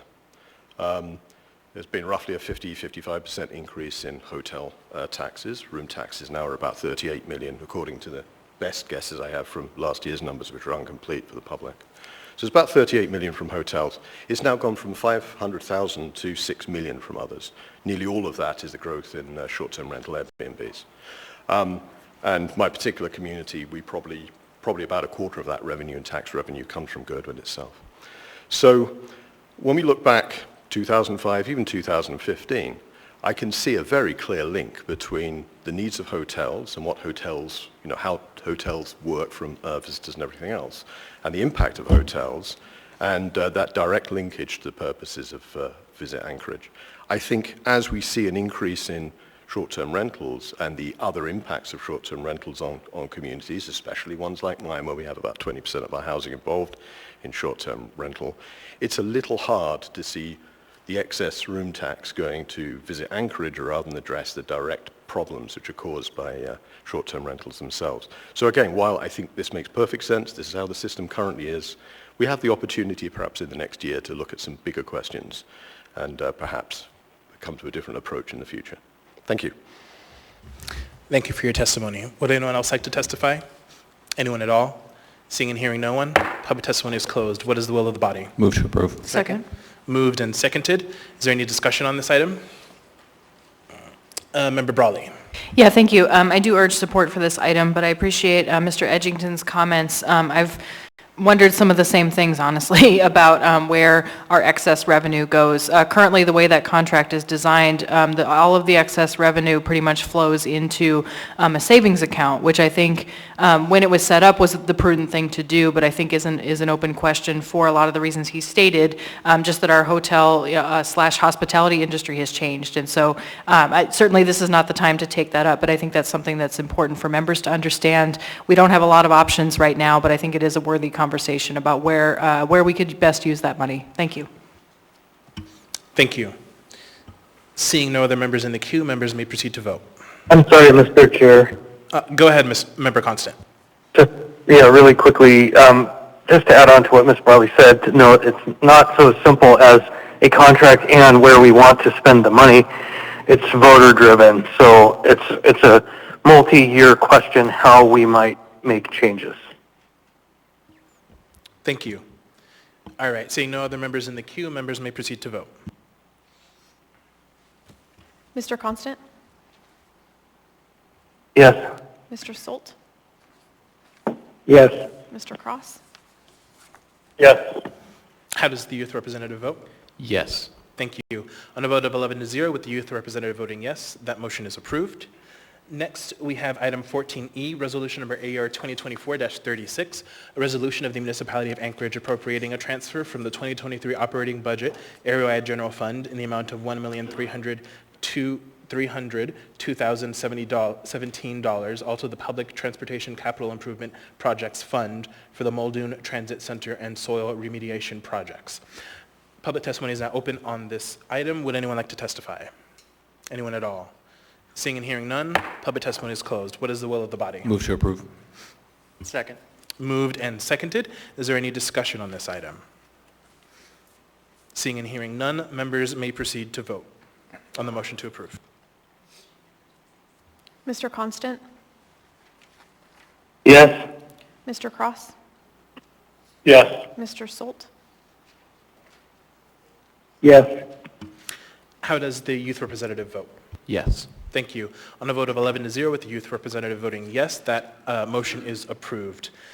Next, similar to the prior item, the intent here is for me to open the public hearing, and then I will turn to Member Perez-Verdia to make the motion to continue the public hearing to the meeting of March 19th. Next we have item 14F, ordinance number AO 2023-94, an ordinance amending Anchorage Municipal Code, Title 17, Animals, to clarify meaning by amending sections 17.05.010 and 17.10.010. The public hearing on this item is now open. Member Perez-Verdia. Thank you. Move to continue the public hearing to the meeting of March 19th. Second. Moved and seconded. Any discussion on the motion? Seeing and hearing none, members may proceed to vote on the motion to continue the public hearing on this item to March 19th.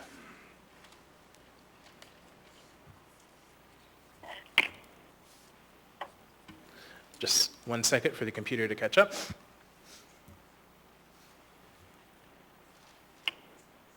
Mr. Constant? Yes. Mr. Cross? Yes. Mr. Solt? Yes. How does the youth representative vote? Yes. Thank you. On a vote of 11-0 with the youth representative voting yes, that item has been continued to the meeting of March 19th. Next, we have item 14G, resolution number AR 2024-6, a resolution of the Anchorage Municipal Assembly adopting the naming recommendations of the Lynn Airy Park Public Naming Panel for certain facilities at Lynn Airy Park. Public hearing on this item is now open. Welcome. Thank you. Is this on? This is on. Okay. Good evening. My name is Kathy Opinski. You made it?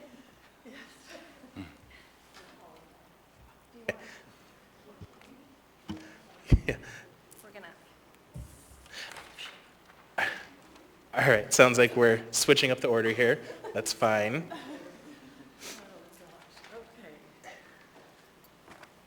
Welcome. Is this on? Yep, you're on. Okay, thank you. Okay, is the mayor here today? If not, I will go on to chair and members of the assembly. My name is Kathy Gleason, current president of Turnagain Community Council. I'm just going to pause you. Are you speaking as the council? Yes, I am. Okay, thank you. I'm also chair of the four-member Lynn Airy Park Public Naming Panel, which was approved by the assembly September 13th of last year. Thank you for the opportunity to provide testimony on behalf of both of these groups regarding Resolution AR 2024-6, a resolution of the Anchorage Municipal Assembly adopting the name recommendations of the Lynn Airy Park Public Naming Panel for certain facilities at Lynn Airy Park. And we respectfully request the Assembly's approval of this resolution. I'd like to start with recognizing the other three naming panel members. Sorry, catching my breath. Kathy Opinski, who is just about to testify, Diana Durst, and John Wilson. It's been a pleasure working with these three individuals, and I really appreciate their participation, collaboration, and most of all, their patience during this multi-year endeavor to honor contributions and memories of special residents of this community. Also, thank you to Anchorage West Little League for their full support of this proposal. We could not have gotten to this point in the process without the guidance and collaboration with now retired Municipal Parks and Recreation Senior Planner Tom Carosi. Thank you, Tom, and we hope that you are enjoying a well-deserved retirement, and we also hope that maybe working with us didn't push him to retire before he was really ready. We'll never know. So an effort to formally name three specific communities at Lynn Airy Park, which is located within the TCC boundaries, started in 2019. TCC approved a resolution at that time, which was amended in 2022 to include the naming of a fourth park amenity. At this time, where we are today, the naming panel's recommendations include formally naming the long-established garden at the northwest area of the park's lower level, the Michelle Byron Memorial Garden. Michelle was killed by a drunk driver in 1998 was killed in 1998 by a drunk driver, and her mother, a Turnagain resident, worked to turn this beautiful open space into an area to reflect and enjoy the park and view of Cook Inlet. Formally naming the Marston Field Southeast Diamond after Turnagain resident Robert Bob Durst, who for years tirelessly volunteered his time and energy in reviving and maintaining soccer and then ball fields at the park. Bob was also serving on the Turnagain Community Council Board at the time of his passing in 2007. And also naming another ball diamond, which I couldn't specifically remember, but others testifying will give you that exact diamond. After third-generation Alaskan John Opinski, who grew up playing baseball at Lynn Airy Park, and his contributions and achievements into adulthood to the Anchorage West Little League as a coach and board member are well known in the community. John passed away in 2021. While TCC and the naming panel also recommended the tennis courts on the upper level of Lynn Airy Park be formally named after the Hendrickson family, due to that family's generous contributions for a major rehabilitation project in 2010, We respectfully acknowledge and accept the Parks and Recreation Advisory Commission's decision to oppose formally naming this amenity, and we just support the continuing existing signage at the courts that recognizes the family's role in acknowledgement of their efforts. So thank you again for hopefully your approval of this resolution, or I guess it's a resolution, and I'd be happy to answer any questions. Thank you. Great. Thank you for your testimony. I don't see anyone in the queue for you. Okay, great. Thanks. Welcome. Good evening. My name is Kathy Opinski, and I live in South Addition. I am here to testify in support of Resolution 2024-6, and while I support the resolution in its entirety, I would like to specifically talk to you about an amazing man, one that some of you may have even had the chance to meet, my late husband, John Opinski. John began coaching for Anchorage West Little League in 2006 when our boys were just 4 and 5 years old. He joined the board of directors shortly thereafter and served as league president from 2013 to 2016. John spent countless hours coaching, managing equipment, and performing field maintenance at Laneri Park. In his final year of coaching Little League, the Anchorage West senior team won the Alaska District 1 championship. After his time with Anchorage West Little League, John went on to serve as the head coach of the varsity baseball team at West High School, his alma mater. Many of the kids he coached in those early years at Laneri Park continued to play for him at the high school level, and that team brought home the prized state championship title in 2020, the first time for West High since 1977. He often shared with me that after our boys aged out of playing baseball here in Anchorage, his hope was to one day return to the Little League fields and start coaching the younger players again. John was a third-generation Alaskan born in Anchorage on Christmas Eve, 1968. He attended Inlet View Elementary, Romick Junior High, and graduated in 1987 from West High School. John went on to attend the University of Alaska Fairbanks. He and I met shortly after he returned to Anchorage and were married in 1998. Our sons are now young adults. Jack is 22 and now a baseball coach at West himself, and our twins, Jimmy and Nick, are 21. In addition to coaching, John had a successful career in commercial real estate for over 25 years as a partner at Frampton and Opinski. John was diagnosed with glioblastoma, an aggressive form of brain cancer, in the spring of 2019.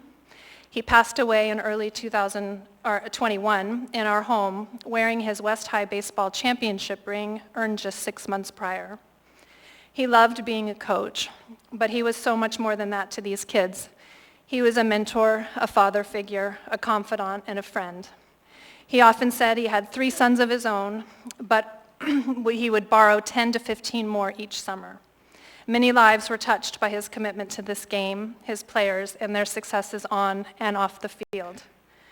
For these reasons, and so many more we don't have time to get into tonight, I'd respectfully ask that the designated coach pitch field at Laneri Park be named in his honor, the John Opinski Diamond. Thank you. Thank you. Would anyone else like to testify? Yes. Okay. Welcome. Hi. I'm Diana Durst, and I'm speaking to support the permanent naming of Durst Diamond. There's been a sign on there for 15 years. I want to thank Ken Patrick Riley, a former coach and former Anchorage West Little League board member who lives in Oregon now, for some of the information I am providing. Bob and I came to Alaska in 1974. He was co-founder and president in Bezic Durst and BDS Architects from 1981 until his sudden death in 2007. We raised our children, Zachary, Ashley, and Jacques in Turnagain, and all 3 graduated from West High School and still reside in Anchorage. Ashley has been the vice president of the alumni board at West High School for 15 years. Bob's involvement in Laneri Park and baseball began in 1991 when our son Zach played minor baseball for Anchorage West Little League. Bob was on the board from 1992 to 2005, and he was president the majority of those years.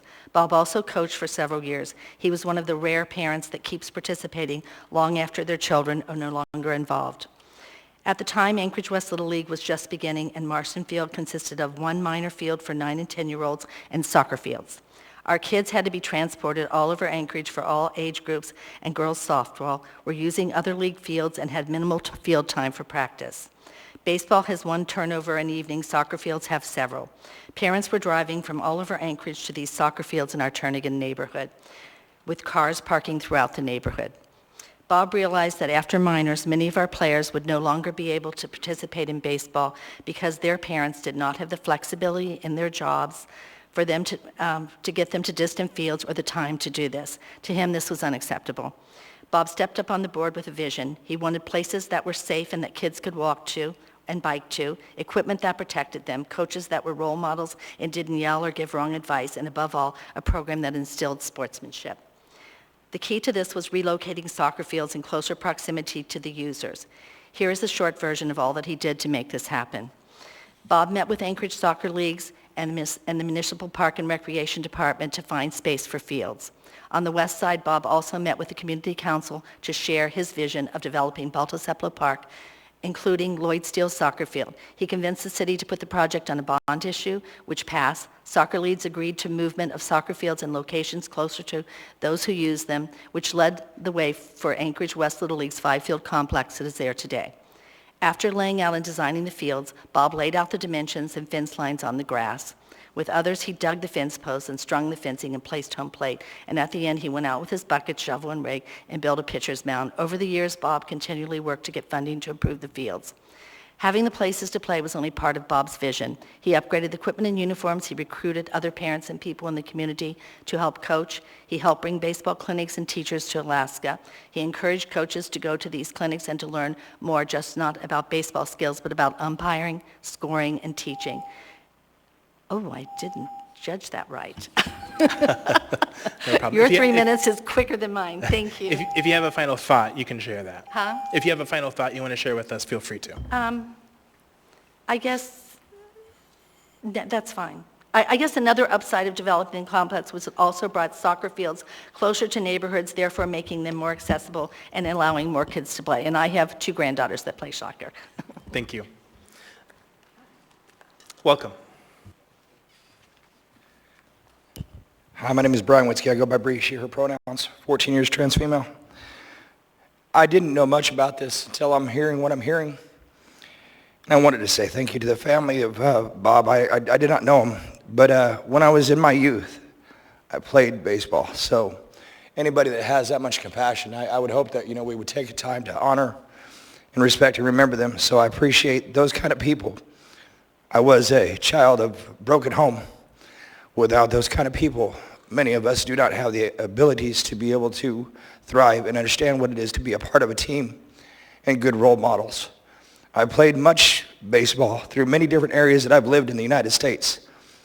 And one of those, I'm proud to say, was here in Anchorage. So anybody that has taken a part in making that a possibility for our youth, that inspires growth in our community of youth being here and producing good young people to be here. I say thank you again to the families that do that all, including this man. Thank you, bye. Thank you. Would anyone else like to testify on this item? Anyone at all? Seeing and hearing no one, public testimony is now closed. What is the will of the body? Move to approve. Second. Moved and seconded. Is there any discussion on this item? Member Brawley. Yeah, just briefly, and thank you, folks, for being here, because I know it's been a long road. So as they said, this modest set of naming recommendations has really taken about 5 years to get to this point. I remember back when I was secretary of Turnagain Community Council, we were dealing with it, and then we updated when I was president of Turnagain Community Council, and so now I'm very glad to see that it's moving forward to its completion. And really, some of the reason why it took so long is that there were some gaps in the actual records at the city, the park information about what had been named or not named. And so part of this was just really the diligence to sort that out. Things that had been named those names for a long time for the folks that they spoke about, as well as recognizing some more newly departed folks and making sure that they're recognized as well. So anyway, I won't take long because this has already taken 5 years, but the size of this packet really illustrates that there was extensive process around this, a lot of work by the stakeholders. So thank you everybody who stuck with it and made it happen. And I really encourage support, and thank you again both to the Community Council and to Anchorage West Little League for working on this together. Thank you. Thank you. Youth Representative Tyrell. Yeah, well, I do not live close. A couple of friends of mine do, and I've visited this park many, many times. I think this is a wonderful addition, and thank you for your work. Thank you. Member Martinez. Thank you, Chair. I wanted to thank the families who presented today, the Byram family, the Durst family, the Hendrickson family, the Opinski family, for rolling their sleeves up in our community and working and loving on our community and providing spaces for our young people and caring about those spaces. I'm a little leaguer myself, and back in the day, obviously, and I'm a parent of a little leaguer here in our community. So I'm just deeply appreciative of community sports, these fields. I think this is a great opportunity and something that I just wanted to reflect on. One of the presenters today, I think it was Kathy Gleason, mentioned that we do these processes to honor the contributions, I'm paraphrasing, the contributions of special people who contribute to our community. And when naming panels are working at their best, they do that effectively, and it's self-evident. And so I'm just deeply appreciative of that. And I also want to just remark, sometimes things take long, and the processes of local government and the bureaucracies, but these are not microwavable decisions, and hopefully they will continue to last and recognize the legacy of the contributions of these individuals. Thank you. Thank you. Member Bronga. I also wanted to echo that it sounds like these were amazing people, and this is very fitting. I did kind of want to ask a question, though, on we talked a lot about how we've changed the naming process, and this all started prior to that, correct? So, you know, I know that there's someone who's been regularly asking me about having something named and has been told no, and that's why this has been going on so long, as you're still in the pike for it, so I'm glad you got in there. But sounds like incredible people. I just lost a cousin who was an incredible coach at West High, and I think we'll name a hill at Kincaid for him. Thank you. Member Voland. Thank you, Mr. Chair. I'm really excited to support this. It's good to see Kathy and Diana here, and thank you for sharing your stories. My dad was my baseball coach and my soccer coach growing up, and I know that just the commitment that it takes, not only for your own family, your own kids, but all the other kids. And so just really appreciate the legacy, and happy to recognize those contributions. Thank you. Thank you. Member Constant. Yeah, thanks. And I'll just speak to Ms. Opinski's. You know, I didn't realize her husband had passed just hearing it this last week with this document. And I'm really glad you're here seeking this renaming, and grateful for the ability to support it. Thank you. Member Brawley. Thank you. I just wanted to very briefly respond to Member Bronga's question. Yeah, to my knowledge, this started at least back in 2019, and there was actually another part that I believe was already passed, naming one of the diamonds for someone else, and so this was a kind of follow-on ordinance to that. So it really was a community-driven process, but there was a naming panel that was impaneled and appointed. Thanks. Thank you. Seeing no further discussion, members may proceed to vote on the motion to approve. Member Cross? Yes. Member Stolt? Yes. Member Constant? Yes. How does the youth representative vote? Yes. Thank you. On a vote of 11-0, with the youth representative voting yes, that item is approved. Great, thank you. I would argue that is an appropriate use of clapping for folks who may be questioning. Okay, so this next item, possibly, okay. All right, so for this next item, possibly both items, there has been a request that we do very similar to the last couple of items, open the public hearing and then postpone or continue the public hearing to a future date. I understand that there may be some debate on that. I hope that debate is brief so that we can get to the heart, depending on the will of the majority. So with that, I will go ahead and read this item.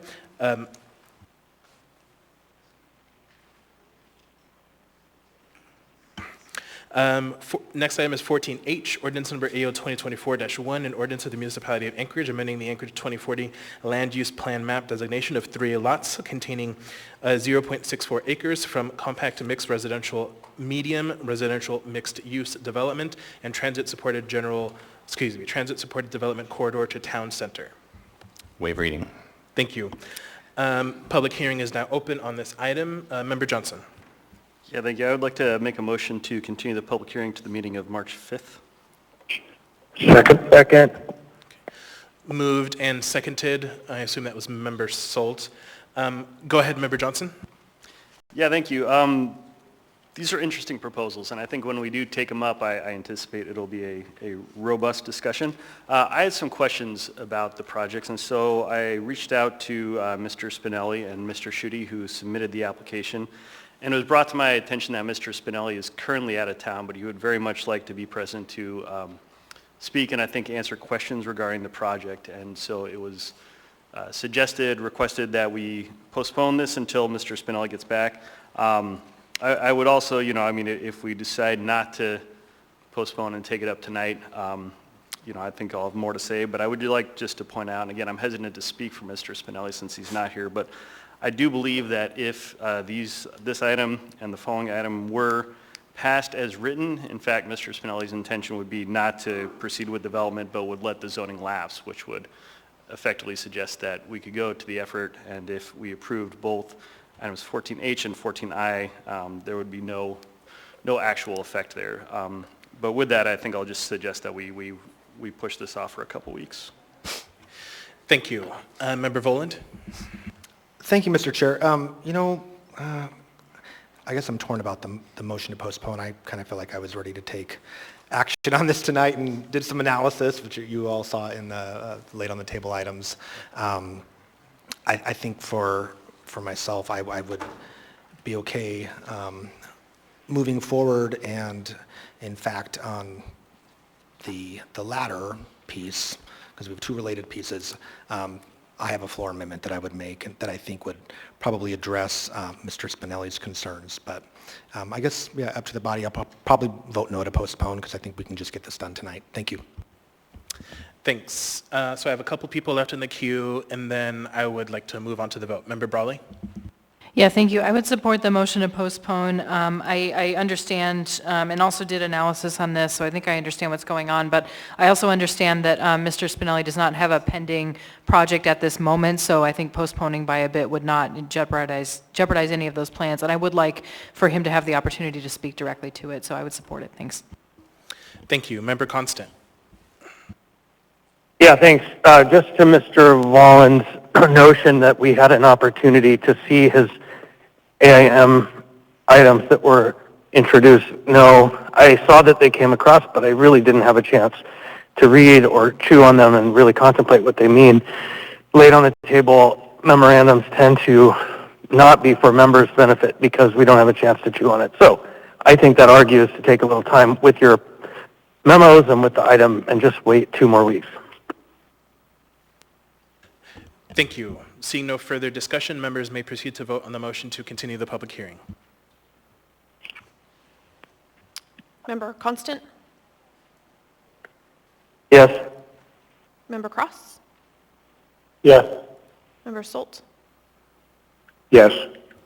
How does the youth representative vote? Yes. Thank you. On a vote of 11-0 with the youth representative voting yes, that item has been continued to the meeting of March 5th. So next we have 14I. I suspect we're going to do the same thing with 14I. So we have ordinance number AO 2024-2, an ordinance amending the zoning map and approving the rezoning of approximately 0.64 acres from R5 Low Density Residential District to B3 SL General Business Districts with special limitations for Moorhand Subdivision number 12, lot 16 through 18. Thank you. Public testimony is now open on this item. Member Johnson? I would make a motion to continue the public hearing at the meeting of March 5th. Second. Second. Moved and seconded. Do you need to speak to that motion again, Member Johnson? I sure hope not. Okay. Seeing no discussion, members may, Member Braga. I'm just getting a little nervous when we kick things down the road. So we're pretty sure March 5th isn't that busy. I'm getting a little nervous with all the things moving forward. I can speak to that. Yeah, go ahead, Chair Constant. Thank you. Yeah, so right now there's a little bit of wiggle room all around until after the election. So now is a good flexible time between now and April. Thank you. Member Brawley? Yeah, thank you. And I'll just point out that these two items do run together because in order to effectuate a rezone, this one also seems to require comprehensive plan amendments, which would have to happen first. So we can't, even if we wanted to now, we can't take this one up in a legal sense. Thanks. Thanks. Member Voland? Thank you, Mr. Chair. I did want to highlight the fact that this is these two items together, the one we just postponed and the one that we're on now. One is an amendment to the 2040 land use plan. The other is a zoning change. Just want to highlight for members that those are moving concurrently. Thanks. Thank you. Seeing no further discussion, members may proceed to vote on the motion to continue. Wait, I'm sorry, Mr. Chair. Go ahead, Member Constant. Good, thank you. I just want to underscore what Mr. Volland is saying there, make it overt, not intrinsic, that we make amendments to the comprehensive plan and zoning all the time. It's not some big, extraordinary thing. And so when you hear individuals who have a certain perspective on a certain project say, this is not how it's supposed to be done, it's never done like this, here we are doing it just like this. So that's to take it the next step from where Mr. Volland did. Thank you. Seeing no further discussion, members may proceed to vote on the motion to continue the public hearing. Member Cross? Yes. Member Constant? Yes. Member Solt? Yes. How does the youth representative vote? Yes. Thank you. On a vote of 11-0 with the youth representative voting yes, that item has been continued to the public hearing of March 5th. So that takes us through our new business items. So now we have the item 15. The next items on the agenda involve applications for a liquor or marijuana license and or a special land use permit for alcohol or marijuana. The process to review these items is different than the Assembly's legislative role because these are administrative or quasi-judicial hearings and require the Assembly to be impartial, refrain from ex parte communications, accept in liquor license applications, and make a decision based only on the record before us and testimony today. With that, we have before us item 15A, resolution number AR 2024-43, resolution of the Anchorage Municipal Assembly stating its conditional protest regarding the new package store license number 6171 for the Bottle Shop LLC DBA Alaska Blooms and Bubbles located at 8250 Homer Drive, Anchorage, AK 99518. Public testimony is now open on this item. Would anyone like to testify? Welcome. Again, hi, my name is Brian Witzke. I go by Bree, she, her pronouns, 14 years trans, residing currently at Alex. And not so much is it this particular business and all the other businesses, but there has been a growing concern about all these adjustments to our businesses with marijuana and liquor and bottling, that there may be an up-and-coming thing that we need to look at with our water aspect as far as waste of it.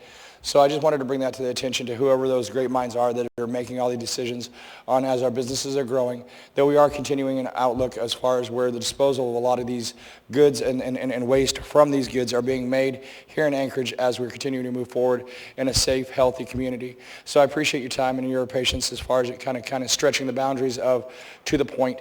But I did want to bring that up as I'm hearing chatter amongst many people. Thank you so much. Thank you for your testimony. Would anyone else like to testify on this item?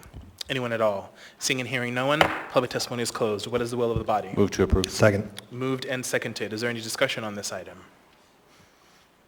Seeing and hearing none, members may proceed to vote on the motion to approve. And we just need the computer to catch up really quick. All right. Mr. Constant? Yes. Mr. Cross? Yes. Mr. Solt? Yes. And just for the record, for anyone paying attention, the youth representative does not vote on these items. So that passes 11-0. Next, we have item 15B, resolution number AR 2024-52, a resolution of the Anchorage Municipal Assembly approving a modification to a previously approved special land use permit for Laura and Dryer, a marijuana retail sales establishment with with license number M10577, doing business as Alaska Leaf LLC. Waive reading. Thank you. Public hearing on this item is now open. Would anyone like to testify? Anyone at all? Seeing and hearing none, public testimony is closed. What is the will of the body? Move to approve. Second. Moved and seconded. Is there any discussion on this item? Seeing and hearing none, members may proceed to vote on the motion to approve. Member Solt? Yes. Member Cross? Yes. Member Constant? Yes. That item is approved 11-0. Next, we have item 15C, resolution number AR 2024-55, a resolution of the Anchorage Municipal Assembly stating its conditional protest regarding the transfer of ownership of package store license number 4919 for Liquor of the North LLC, DBA North Pole Liquor, located at 343 West Benson Boulevard, Anchorage, AK 99503. Thank you. Public testimony on this item is now open. Would anyone like to testify? Anyone at all? Seeing and hearing no one, public testimony is closed. What is the will of the body? Move to approve. Second. Moved and seconded. Is there any discussion on this item? Seeing and hearing none, members may proceed to vote on the motion to approve. Member Constant? Yes. Member Cross? Yes. Member Solt? Yes.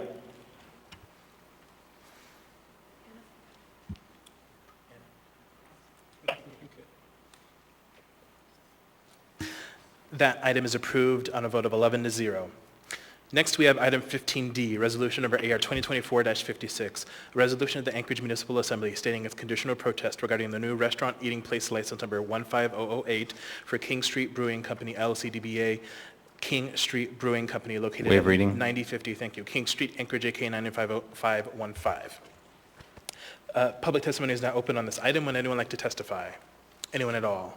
Seeing and hearing no one, public testimony is closed. What is the will of the body? Move to approve. Second. Moved and seconded. Member Brawley. Yeah, thank you. Sorry to break the flow on these approvals. I did want to flag a brief thing with this. So I do support this. It's not an issue with this application. But this is interesting because this is one of the first new license applications that I believe we're seeing at the municipal level for a brewery that can own other retail licenses. And I bring that up because I'm interested in the fact that these are new special land use permits, or at least it says that it needs to have a special land use permit because it is basically the same premises with multiple licenses. So I'm flagging this for a future conversation because the issue of contiguous or overlapping premises with these different license types is something that was discussed at the state level. There's regulations around it, but I think we should think about how it plays out in our land use laws as well, and there is some precedent for that, but when you've got these different license types. So anyway, I believe it's because each license needs a special land use permit, and I know I'm getting in the weeds here. But I just wanted to flag this, not again for this particular license, but it's something to kind of look at going forward as there's going to be more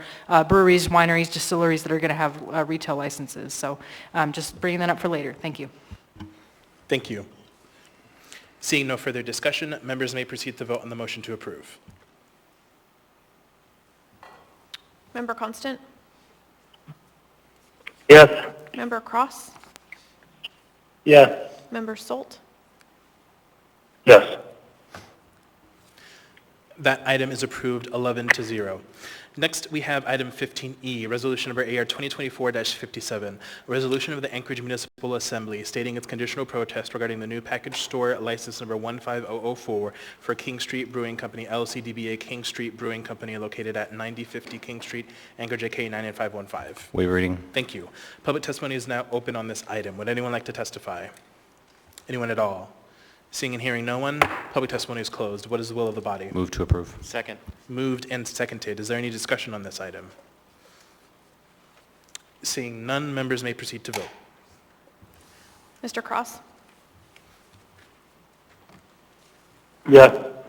Mr. Constant? Yes. Mr. Solt? Yes. Oh, sorry. On a vote of 11 to 0, that motion is approved. That completes our business items for the day. Next, we have audience participation. Welcome. Hello, Irene Quidnow. I have two comments tonight. Mr. Chair, you broke your own rule. You clapped tonight when that was not allowed. And so we're not losing this much time. Maybe it's time to reconsider that rule that it is okay to express appreciation with clapping.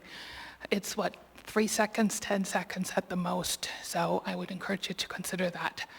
Secondly, I have testified to that before.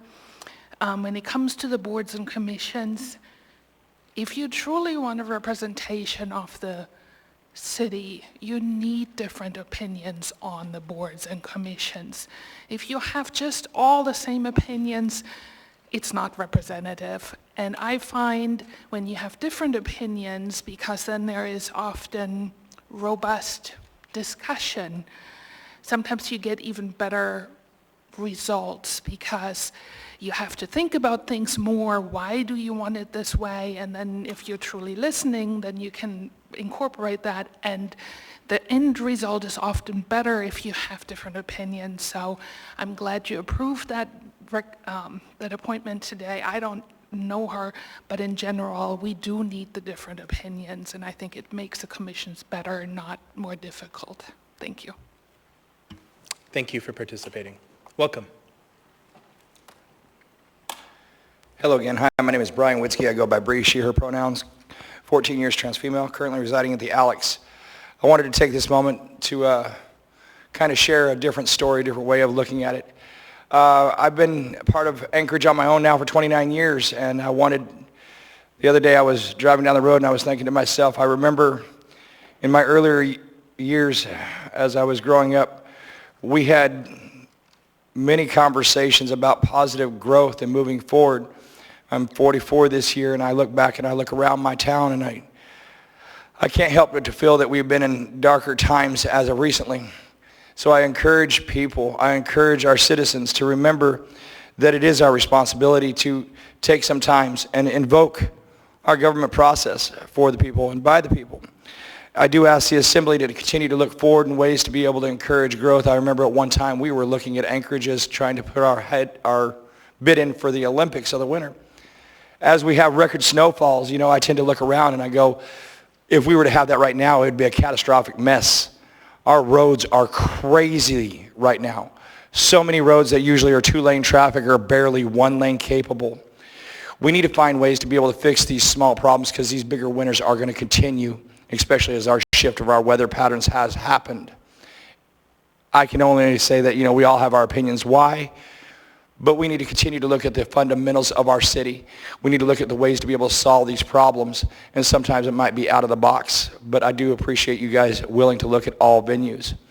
Moving through that into our up-and-coming year, we're past the point of the new year and moving into elections coming up. I would love to hear more publicly, not just from our mayor and our administration, but maybe from different assembly members in different ways of what our plans are coming into the homeless situation. I know many programs you guys have put together. Some of them are on the verge of kickstarting. Some of them have started. But to be able to get that information as a constituent is very hard still. That being said, it could be just my technical difficulties. Going forward beyond that, I want to continue to encourage everybody of Anchorage to get involved when it comes to this voting year. It's important we choose our elected officials as the ones that you guys are here now. You guys have the responsibility. I continue to encourage you guys to use that wisely. And I encourage that, whatever you guys are doing to listen to your constituents as much as possible. I know that's a big part of the job, and it's a big part you guys take pride in doing.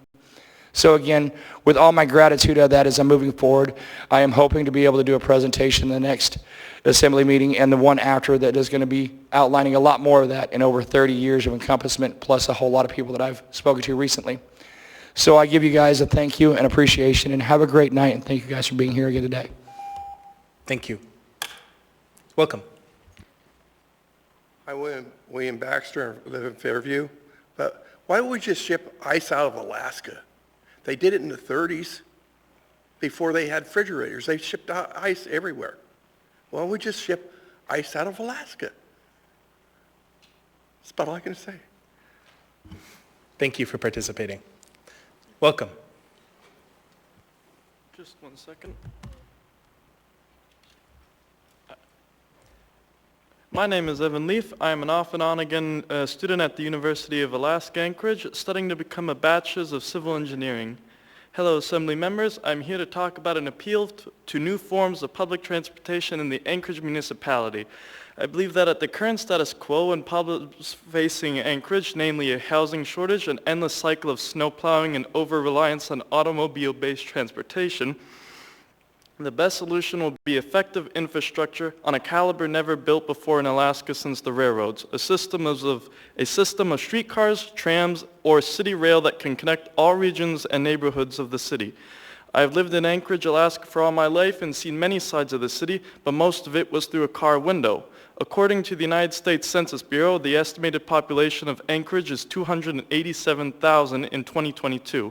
In 2018, the DMV of Anchorage had 342,000 registered vehicles. If this information is taken at face value, there are 55,000 more automobiles than citizens of this city. I'll ask the question, what is considered excess? When will there be too many cars? I believe we have already surpassed that number. I do not need to tell you the perils of car ownership or transportation. Drive safely has replaced goodbye in my household vocabulary.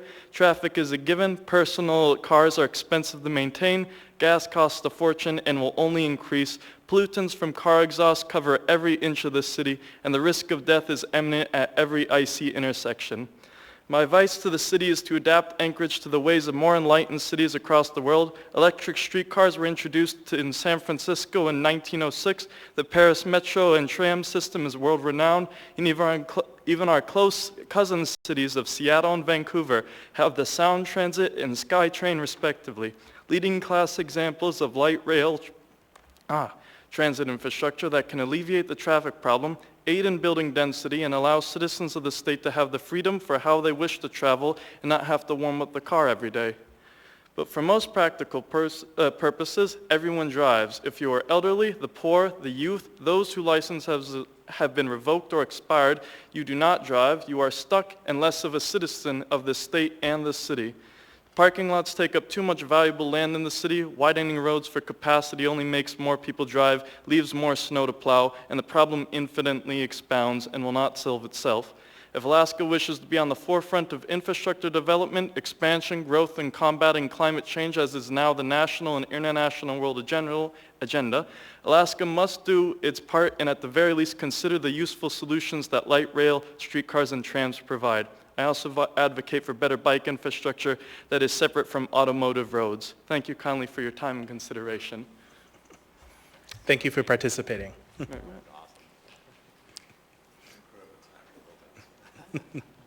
Welcome. Hello, my name is Dr. Patrick Campaign. I'm a born and raised Alaskan and also another local optometrist here in town. I just want to come up to offer a sincere thank you so much for your endorsement and approval for the RFPs in regards to healthcare and community services that was passed, specifically number 10D14.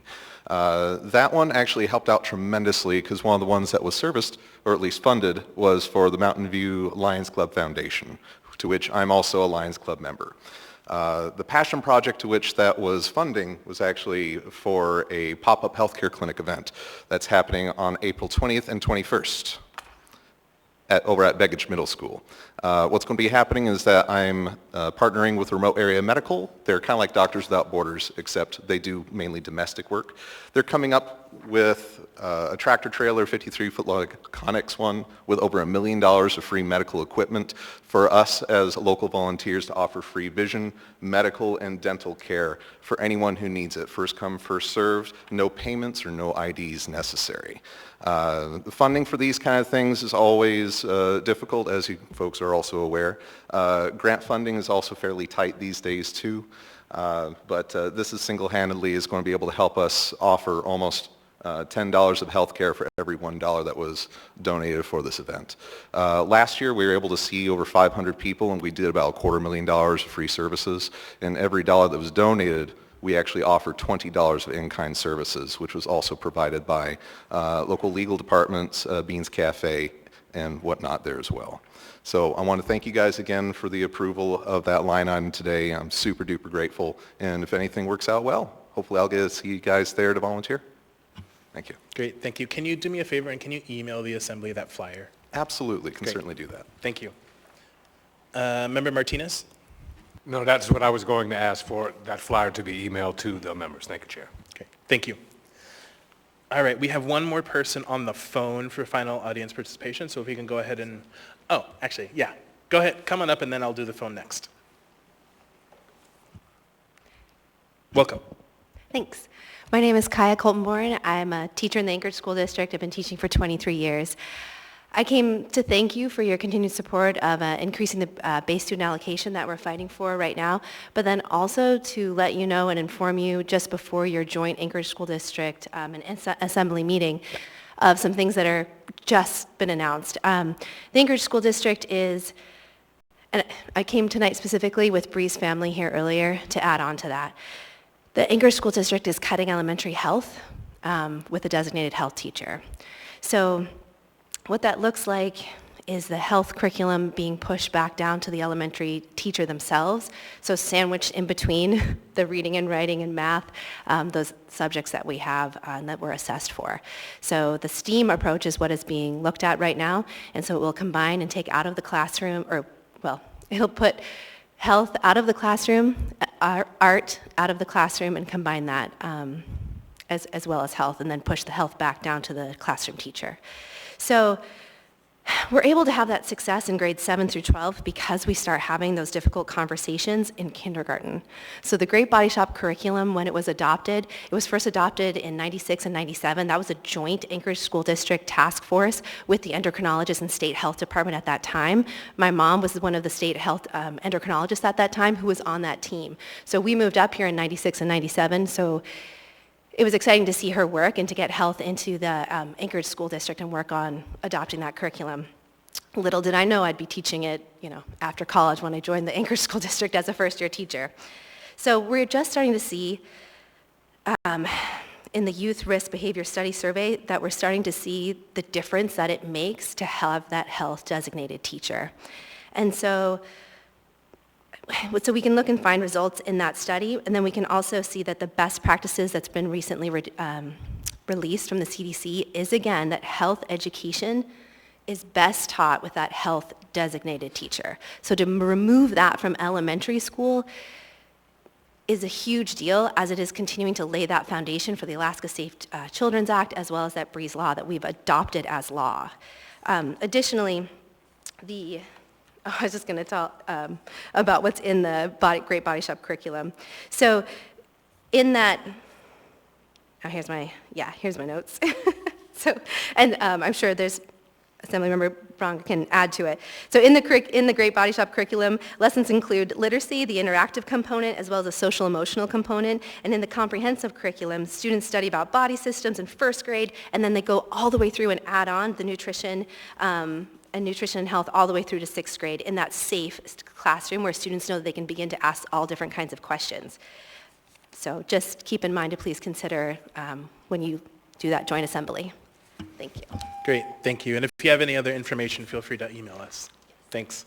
All right, let's go ahead and call that one individual.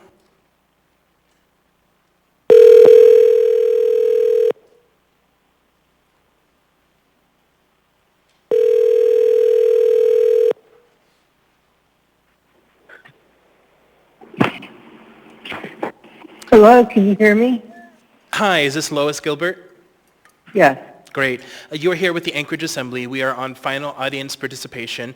If you could state your name and your part of town for the record, you will have 3 minutes. Welcome. I need to get to my testimony.